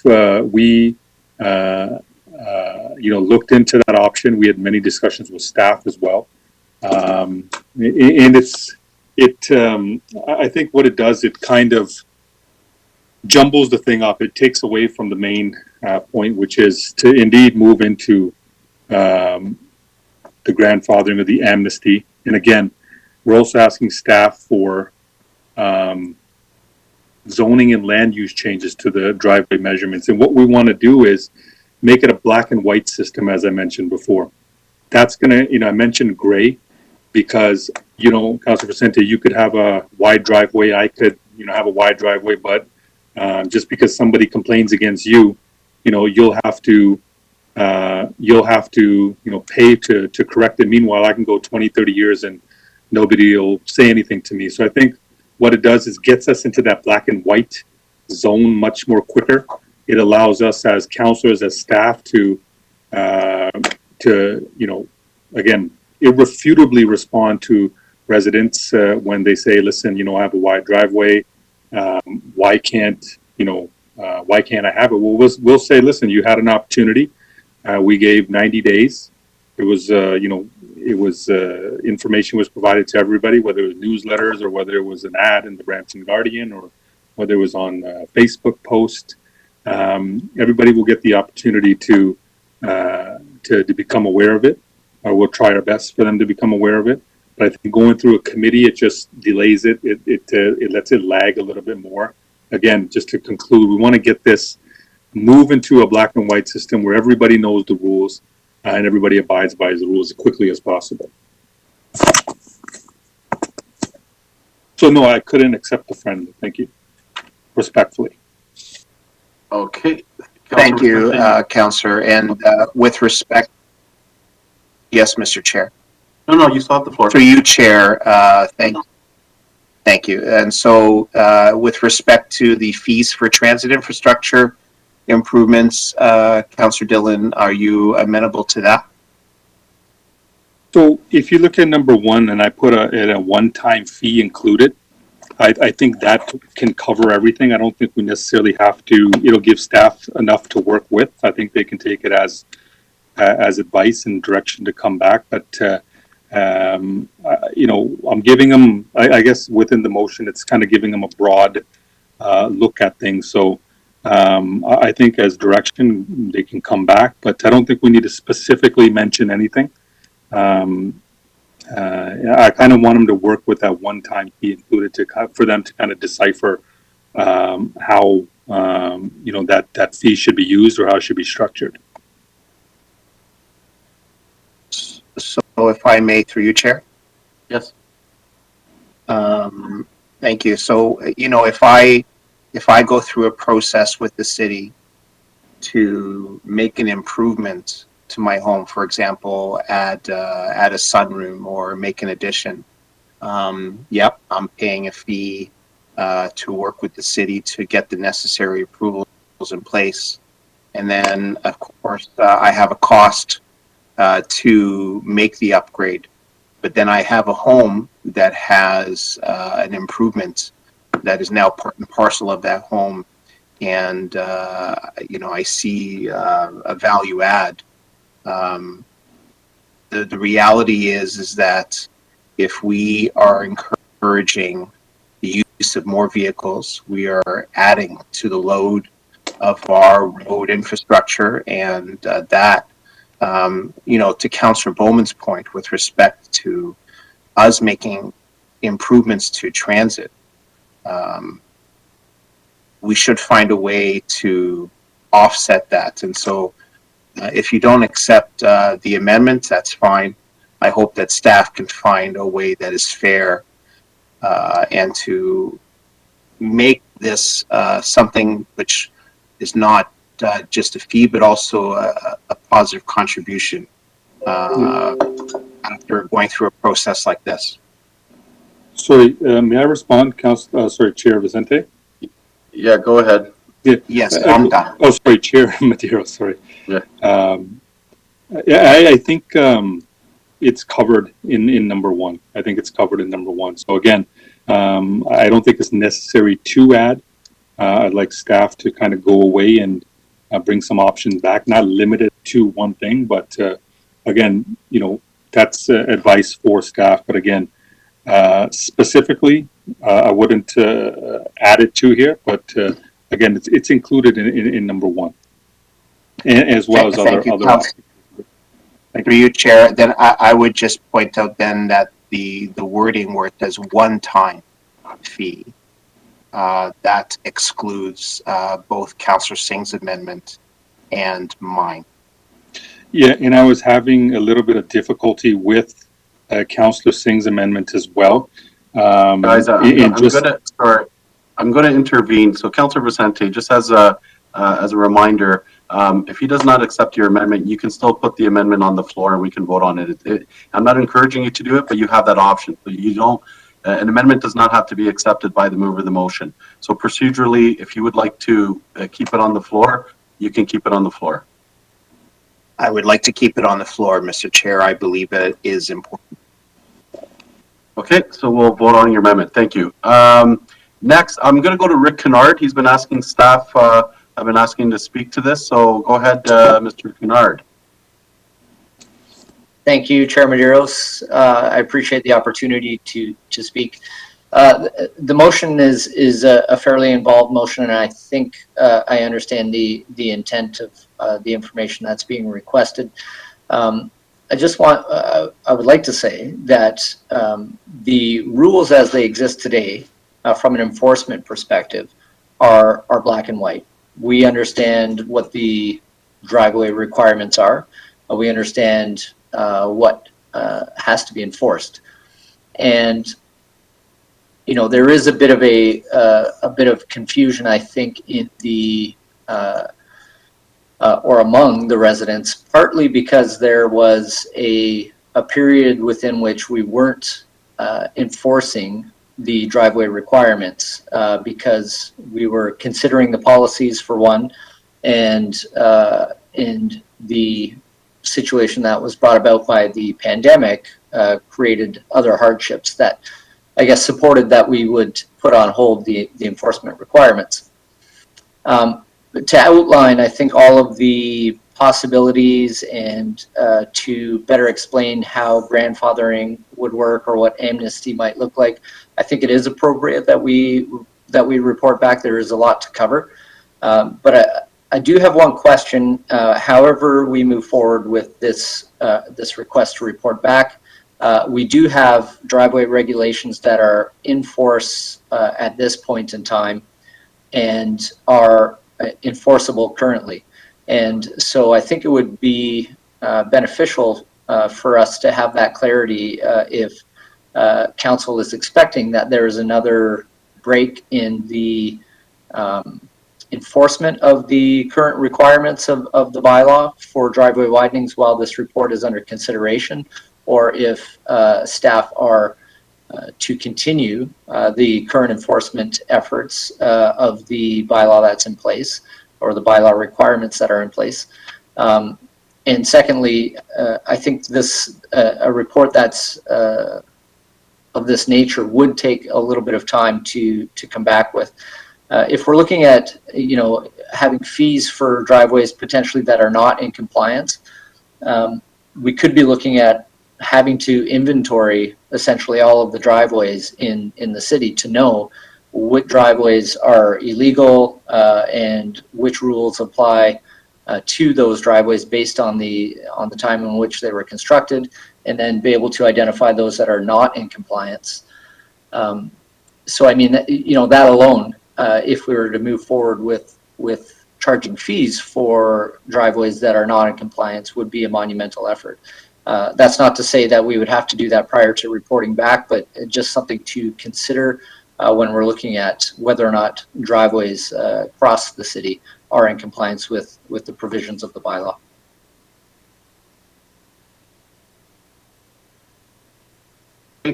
Thank you very much, Rick. So we now go back to our board, and I do see Councillor Williams. Sorry, Councillor Fortin, I know you're next, but I'm going to Councillor Williams since she hasn't spoken, and then I'll go back to you. Go ahead, Councillor Williams. Thank you, through you, Chair. Thanks, Rick, for giving that information, because I had some questions, and they were along the lines of the black and white piece. So how, just for clarification, how wide can a driveway be according to our black and white bylaw? Through you, Chair Medeiros, the width of a driveway will be determinant on the width of the lot that the driveway is located in, and it may be different depending on whether or not it's a corner lot and has a rear garage or rear yard garage, whether or not there might be one or two driveways. But if Elizabeth is still online, perhaps you can give us an idea based on some of the standard lot widths, what the driveway widths are permitted to be. Thank you, Rick, and I am, through you, Mr. Chair, to Councillor Williams. Driveway widths are very prescriptive in the zoning bylaw. There, as Rick had mentioned, there is a set width based on the width of the lot, and it's a range of lot widths. So for instance, on smaller lots that are less than 27 feet wide, let's say for townhouses and semi-detached, you get a 16-foot wide driveway. For lots that range in size from a 30-foot lot to a 50-foot lot, you get to have a 22-foot wide driveway, which is ample room to sit two cars side by side with a generous walkway on both sides of that vehicle. And that is, again, for a 30-foot lot, you get a 22-foot wide driveway. And for the most part, that is the range of housing sizes or lot sizes that we see a lot of the deficiencies arising, where people are widening beyond that permitted 22 feet. It goes up in scale again, based on another series of lot widths to a 24-foot wide driveway, and then the widest lot width or widest driveway width on most, 60-foot lots or 60-foot and greater lots would be a 30-foot wide driveway, which can easily accommodate 3 cars side by side, typically because there are a number of 3-car garages on lots that wide. But regardless of the width of your driveway, of your garage rather, your driveway falls within that scale based on the width of your lot alone.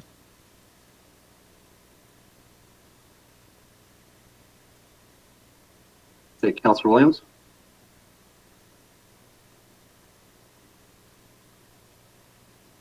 Okay, maybe I think Councillor Williams might be having some technical problems. We'll go back to her then after. So I'll go to Councillor Santos as she hasn't spoken, and then we'll wait for Councillor Williams to come on board. Councillor Santos. Thank you so much, and through you, Mr. Chair, I have a question. So this motion is about some issues that we have related to driveway expansions, etc., to accommodate more vehicles. I have a question to staff about whether there's anything in place right now that kind of does the opposite, which is to incentivize residents to implement permeable driveways and reduce their driving or their driveways. So we know that there are some residents who are climate advocates and who don't need as many cars in their driveways. A lot of empty nesters, for example. Do we have any incentives in place for residents to do the opposite? And that's just a question to staff, because I think that I think we're looking at, again, a solution to a problem that accommodates more vehicles. And I don't know if we actually have any solutions in place that does the opposite. That's the question to staff.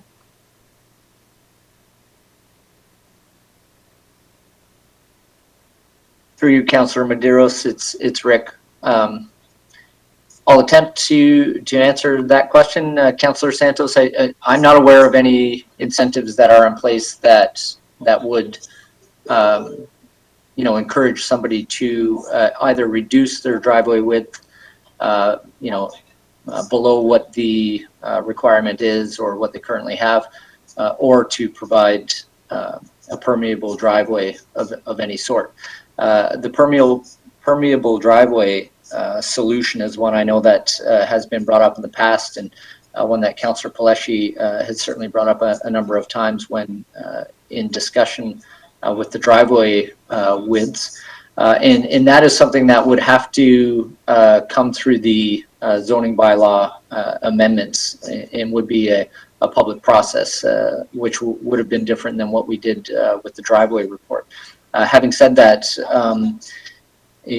I can't say where we are in the comprehensive zoning bylaw review. I don't know if Bob or Elizabeth can speak to that, whether or not that consideration has been put forward for the amendments to the zoning bylaw coming up in the near future. So through the chair, Rick, we haven't got to that point in the comprehensive zoning bylaw. It will be probably a couple years. Well, maybe not quite that far, but I mean that's right down to the details for the specific elements. So once the official plan's done, then we'll have the comprehensive zoning bylaw. So there's an opportunity to do interim work, like I think is being suggested here. We wouldn't have to take that long, but no, we haven't done any work to advance that. The project that is underway that may have some relevance to this would be the comprehensive parking review for the, but it wouldn't be looking at the driveway provisions as it is now, and it may look at some incentives for different kinds of parking elements, but that hasn't been identified as part of the scope either. But yeah, so I think you're right, Rick. We don't have anything currently that would tackle that.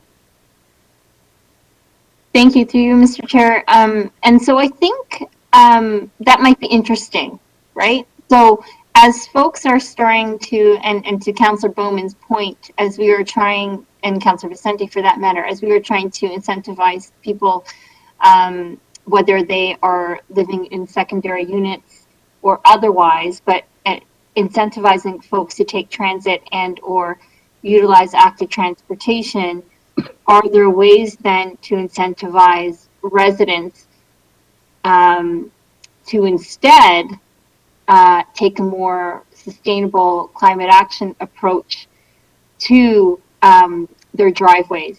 I know, for example, David and Dale Lang, who are residents of Councillor Willans and Councillor Paleshi in Wards 2 and 6, they have a very big driveway. Those are two people who cycle, who don't have cars. I'm sure that if there were incentives in place to make that huge driveway that they have into something that was more climate friendly, perhaps they would consider that. We have a lot of other folks who are empty nesters who don't have as many cars anymore. So if there's a way for us to maybe even look at other municipalities around the world to see if they're doing anything along these lines, that would be great. Because again, our discussion and this motion is dealing with driveways to accommodate vehicles. And I don't think, based on Vision 2040 and various other conversations we've had on climate action, that that's the direction that the city is necessarily going in. Right now, we're dealing with a problem, for sure, with respect to too many cars and not enough places for them to park. but we're doing everything we can to move in the opposite direction. So instead of trying to fuel or find solutions to a problem which eventually is going to go away, maybe we need to incentivize in the other direction. Those are just my thoughts if we haven't considered some of those incentives yet. Okay, thank you very much. Councillor Williams. Sorry, back to you. Hi, thank you, Councillor Medeiros, and through you. Sorry, I don't know what happened. My internet just dropped. And thank you, Elizabeth, for the explanation. I think what where I was going is just to understand what this concrete, black and white width of a driveway actually is. And my next question is: out of the about 1,000 driveways that have had complaints on, how many have been investigated, and what are our numbers at right now?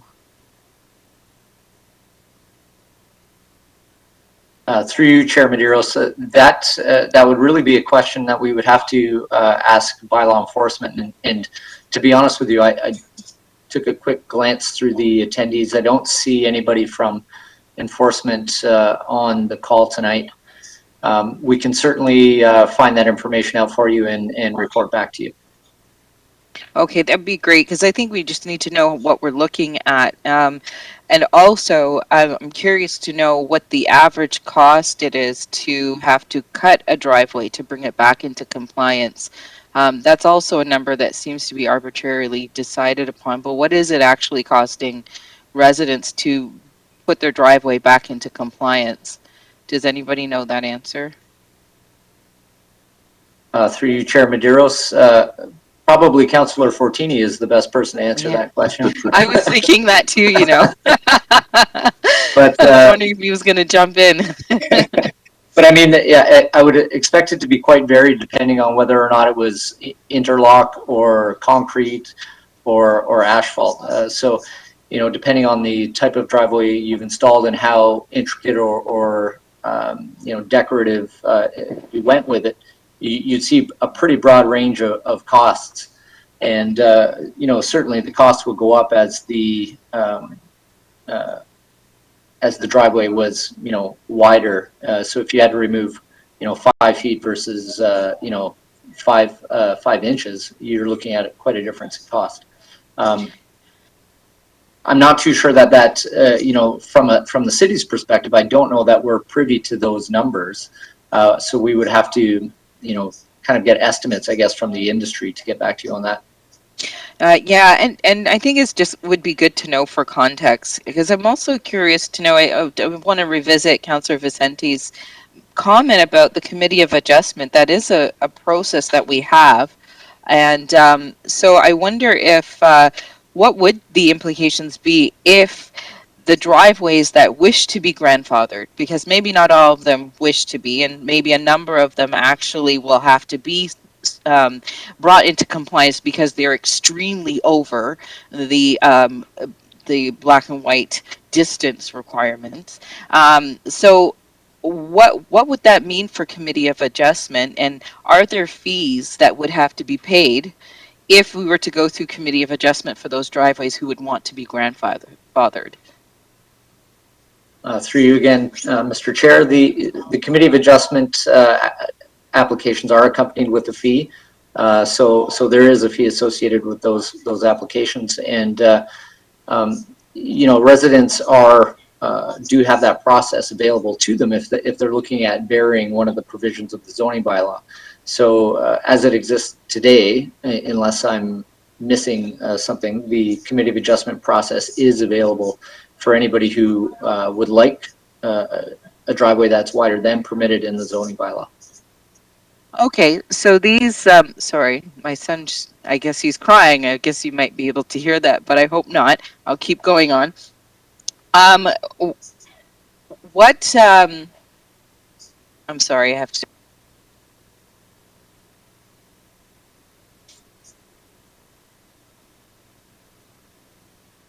Hello, Councillor Williams? I'm here, I'm sorry.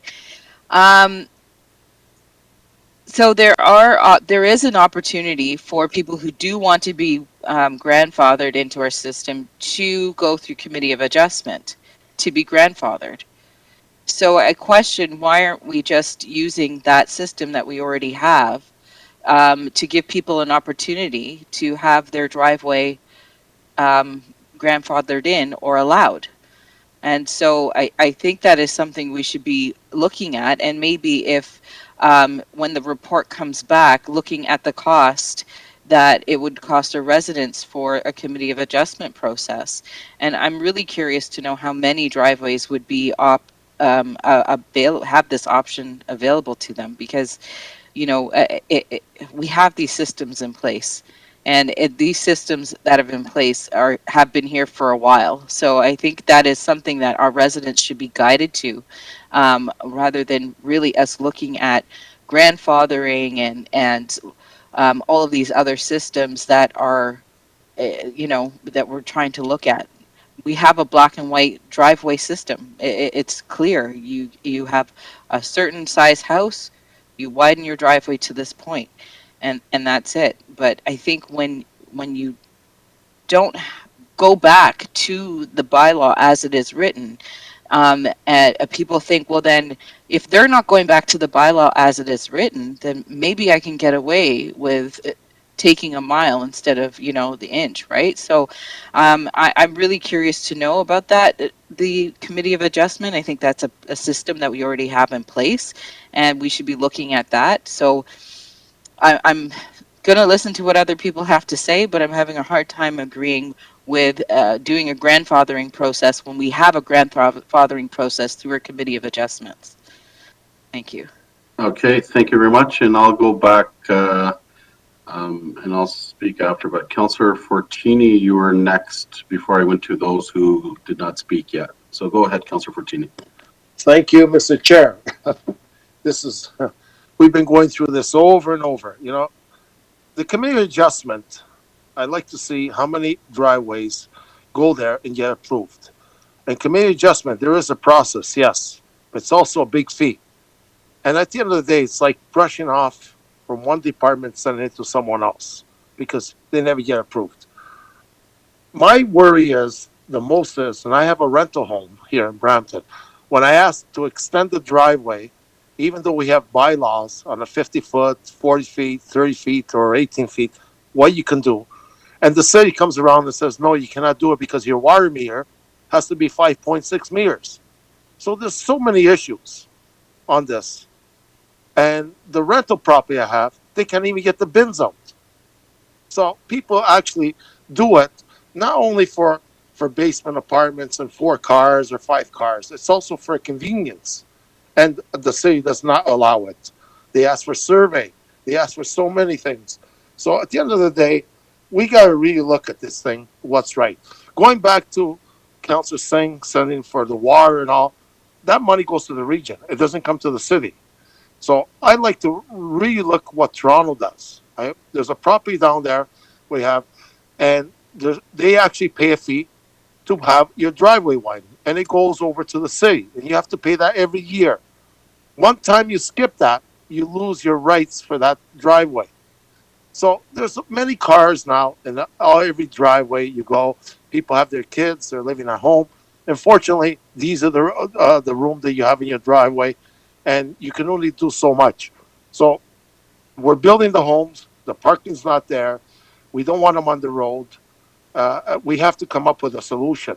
But the water part, if I'm using my driveway now, and the water meter is less than 5.6 meters, what's the difference if I extend it to the other side and I ask for a double driveway?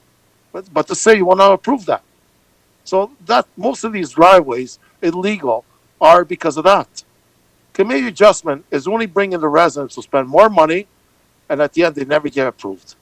And the money they're going to spend to do drawings and make 12 copies and send it to committee adjustment, they could actually maybe call a contractor, cut the concrete or cut the asphalt and fix it up and get in compliance with what the bylaws is.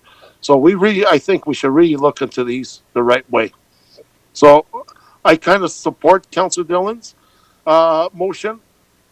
We got to look at some driveways. If they're the whole lot, no, I'm not going to accept it. If they're off a couple of feet or if it's over the water meter, it makes no difference where the water meter is because I'm still using my driveway and I extend it an extra 4 feet or 5 feet. It's not the end of the world to get a double driveway. That's where I stand. Thank you.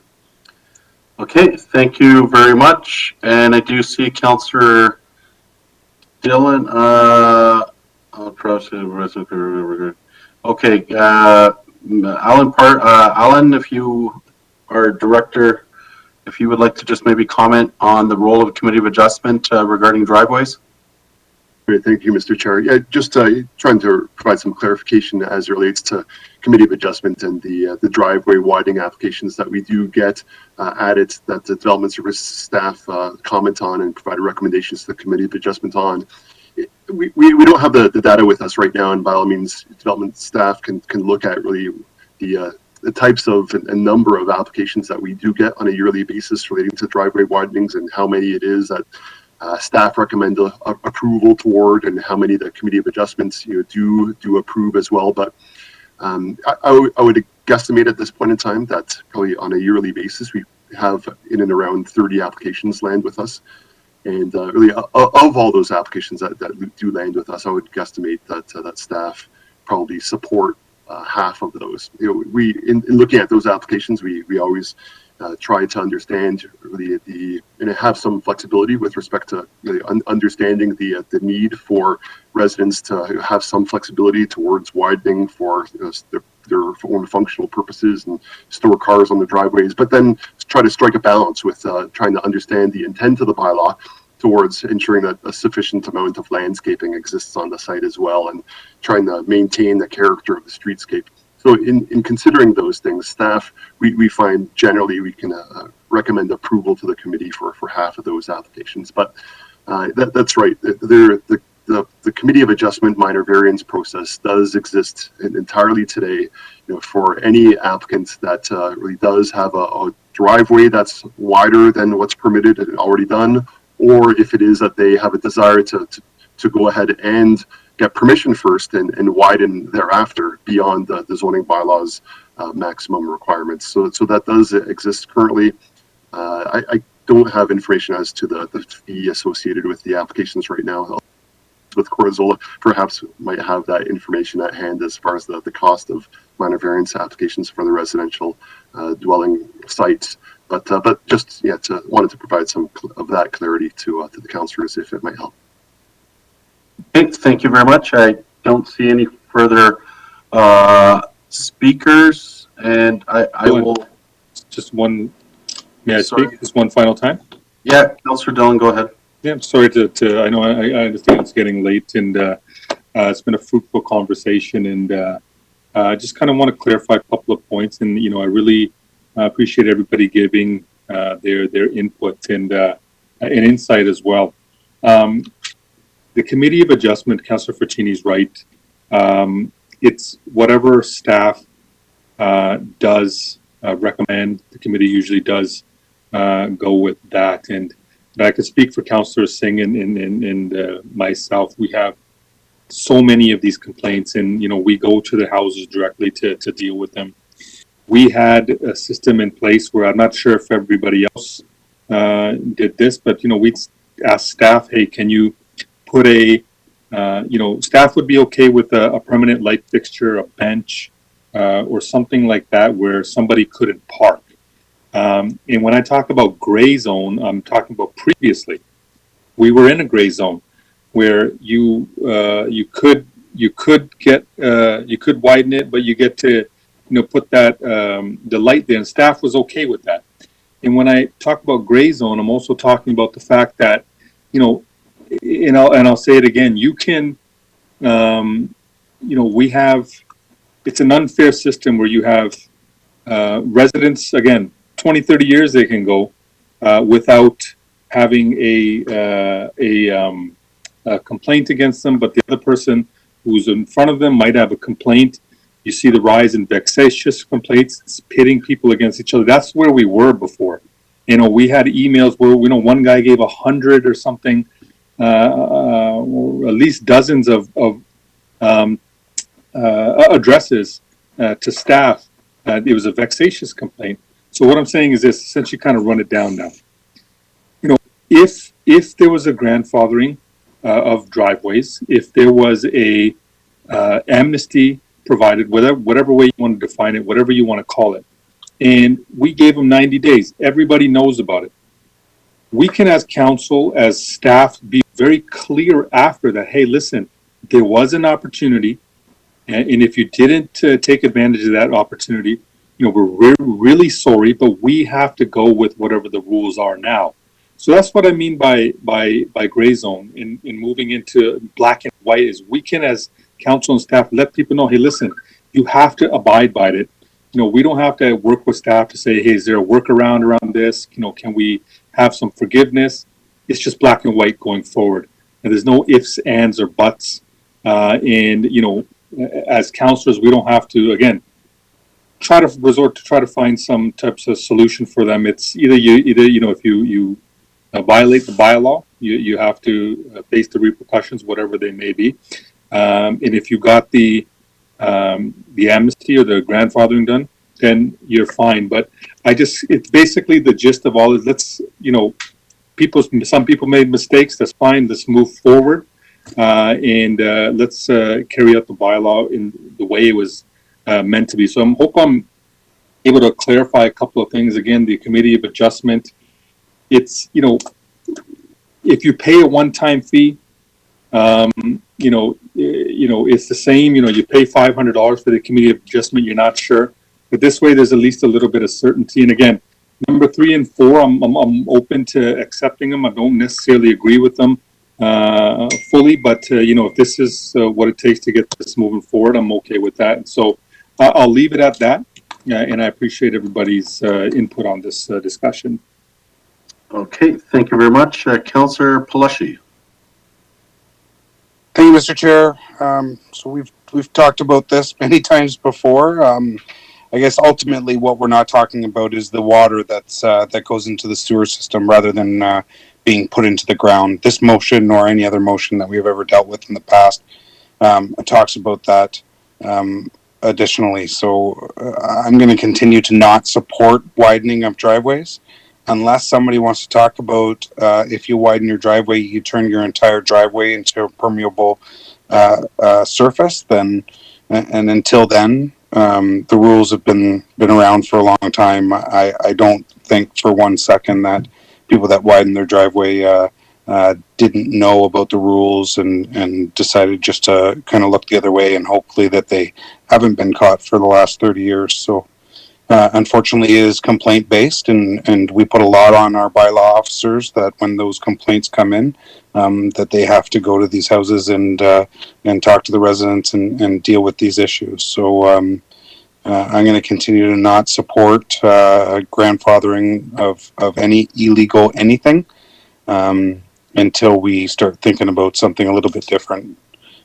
We can't continue to have water going into the sewer system and being put on onto our roads. So thank you, Mr. Chair. Thank you very much. And Councillor Fortini. Very quickly, and I know Rick Kennar is on the line. One quick question, Rick. We keep talking about the water and on the roads and the sewers.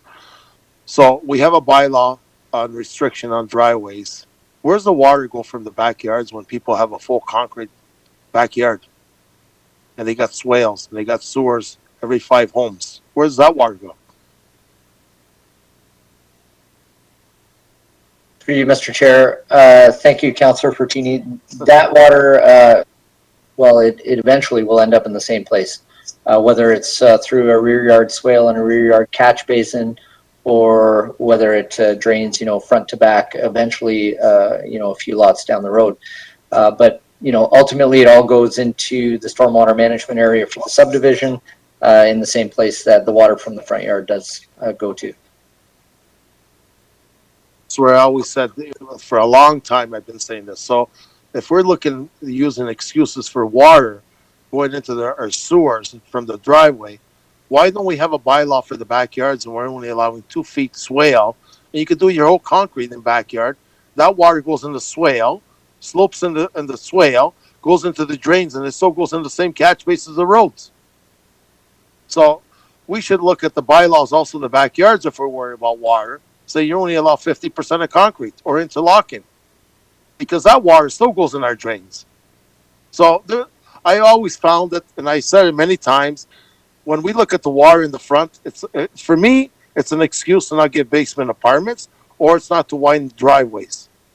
Because the backyards, I've seen many homes, they got the whole backyard all done, and they're okay for 2 feet, and it still goes in our sewers. So we can't use that as an excuse. Like, I agree with Councillor Dillon, I agree with all councillors. I don't like to have the whole front lawn all in concrete or interlocking, but we have to have some leadways. We have to come up with some solutions, because at the end of the day, these homes were built and there's a double driveway and they got kids with 3-4 cars, or we got to get permits on the road like Toronto, or we got to ask them to pay a fee, but not a one-time fee, every year like Toronto does and other cities do. So we cannot use water as an excuse.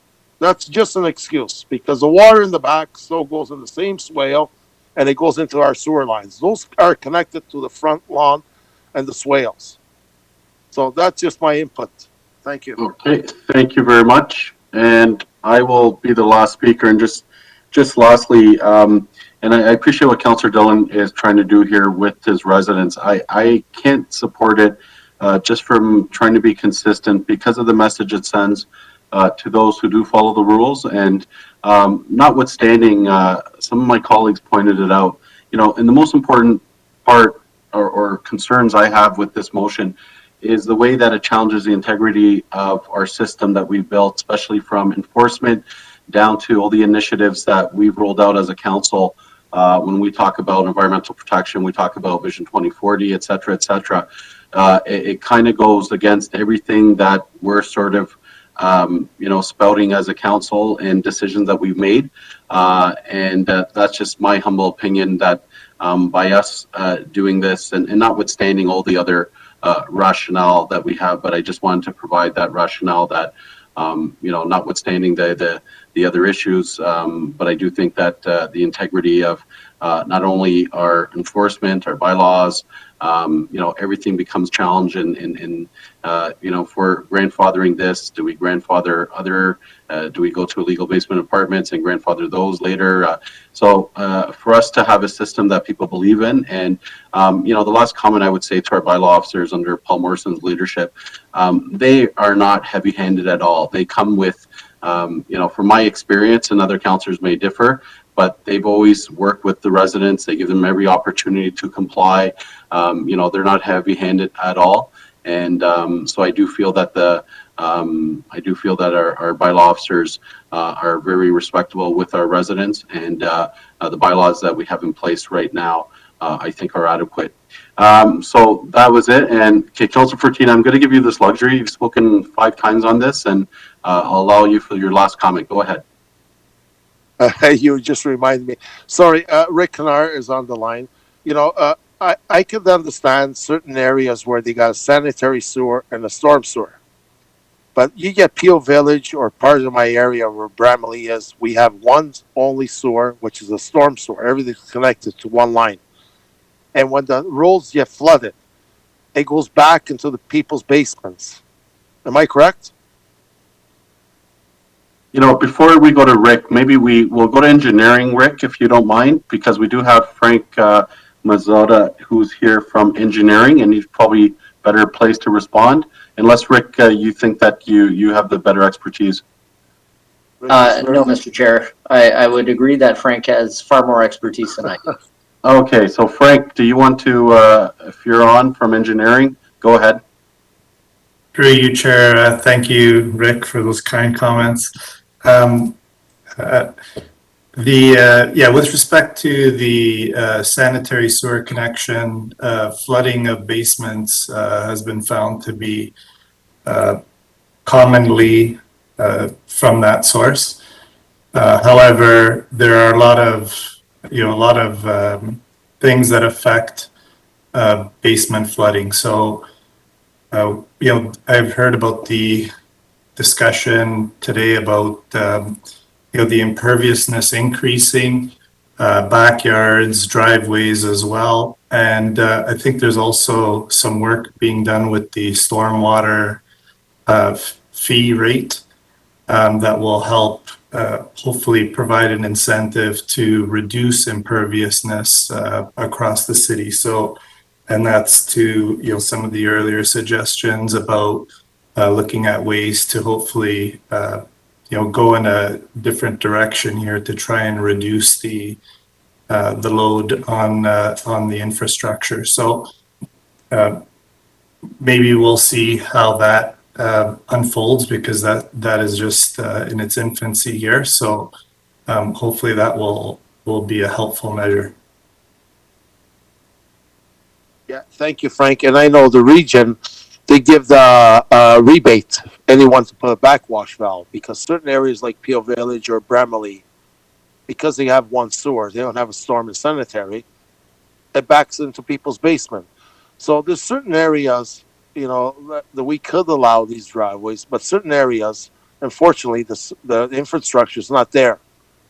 So we really got to look into these things where we could have it and where we can't. I know certain areas south of Queen Street in Bramalea, when it gets to these big rain and the swale in the back does not accommodate the water, and the water all runs to the road, what happens is it all goes into the basement. And you don't just get water. You're going to get everything in there, because at the end of the day, it's one sewer. It's not a storm sewer or sanitary. It's only one plate pipe of 4-inch, and you're going to get everything backed up. And there's been a lot of problems around the Peel Village area and the older homes built in the 70s, when they didn't have the black pipe or the gray pipe for sanitary and the white pipe for storm sewer. So there's a lot of problems in certain areas, but other problems, we could have some leadways. So I don't know what to do here. Like, it's a give and take, but it's damn if you do and damn if you don't. But at the end of the day, we got to look at all the areas where you could actually have wider driveways, and where you can or where you can't. That's how I see it. Thank you. Okay, thank you, Councilor Fortini. So I'm going to go now to City Clerk, who I have no speakers, who will administer the recorded vote. Go. So through you, Mr. Chair. City Clerk, yep. So Councilor Vicente has moved in. The main motion is moved by Councilor Dillon. The motion has been amended, is proposed to be amended by Councilor Vicente, as shown on the screen under Clause 4. So the first vote would be on Councilor Vicente's amendment, as shown in Clause 4, to insert possible... Sorry, point of order. Yes, go ahead. I think I'd stated I accepted those at friendly and not per. Sorry if there's any miscommunication. We'll just do the whole motion. Thank you, Councilor Dillon, for the explanation. So City Clerk, all the amendments have been received or has been accepted by the mover. Okay, thank you, Mr. Chair. So the recorded vote has been requested on the motion as shown on the screen. It's in its entirety. All in favor, please indicate. Councilor Dillon. Yes, in favor. Councilor Singh. Yes. Councilor Fortini. Yes. Thank you. Councilor Williams. No. Councilor Bowman. No. Councilor Paleshi. No. Councilor Willens. No. Councilor Vicente. Yes. Councilor Santos. No. Chair Medeiros. No.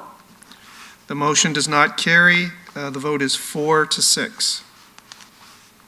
Okay, thank you. Our next item is Councilor question period. Are there any questions from members of committee? I see none. Public question period, City Clerk, are there any questions from the members of the public? There are no questions, Mr. Chair. Okay, thank you very much. So I do now have a motion of adjournment moved by Councilor Vicente.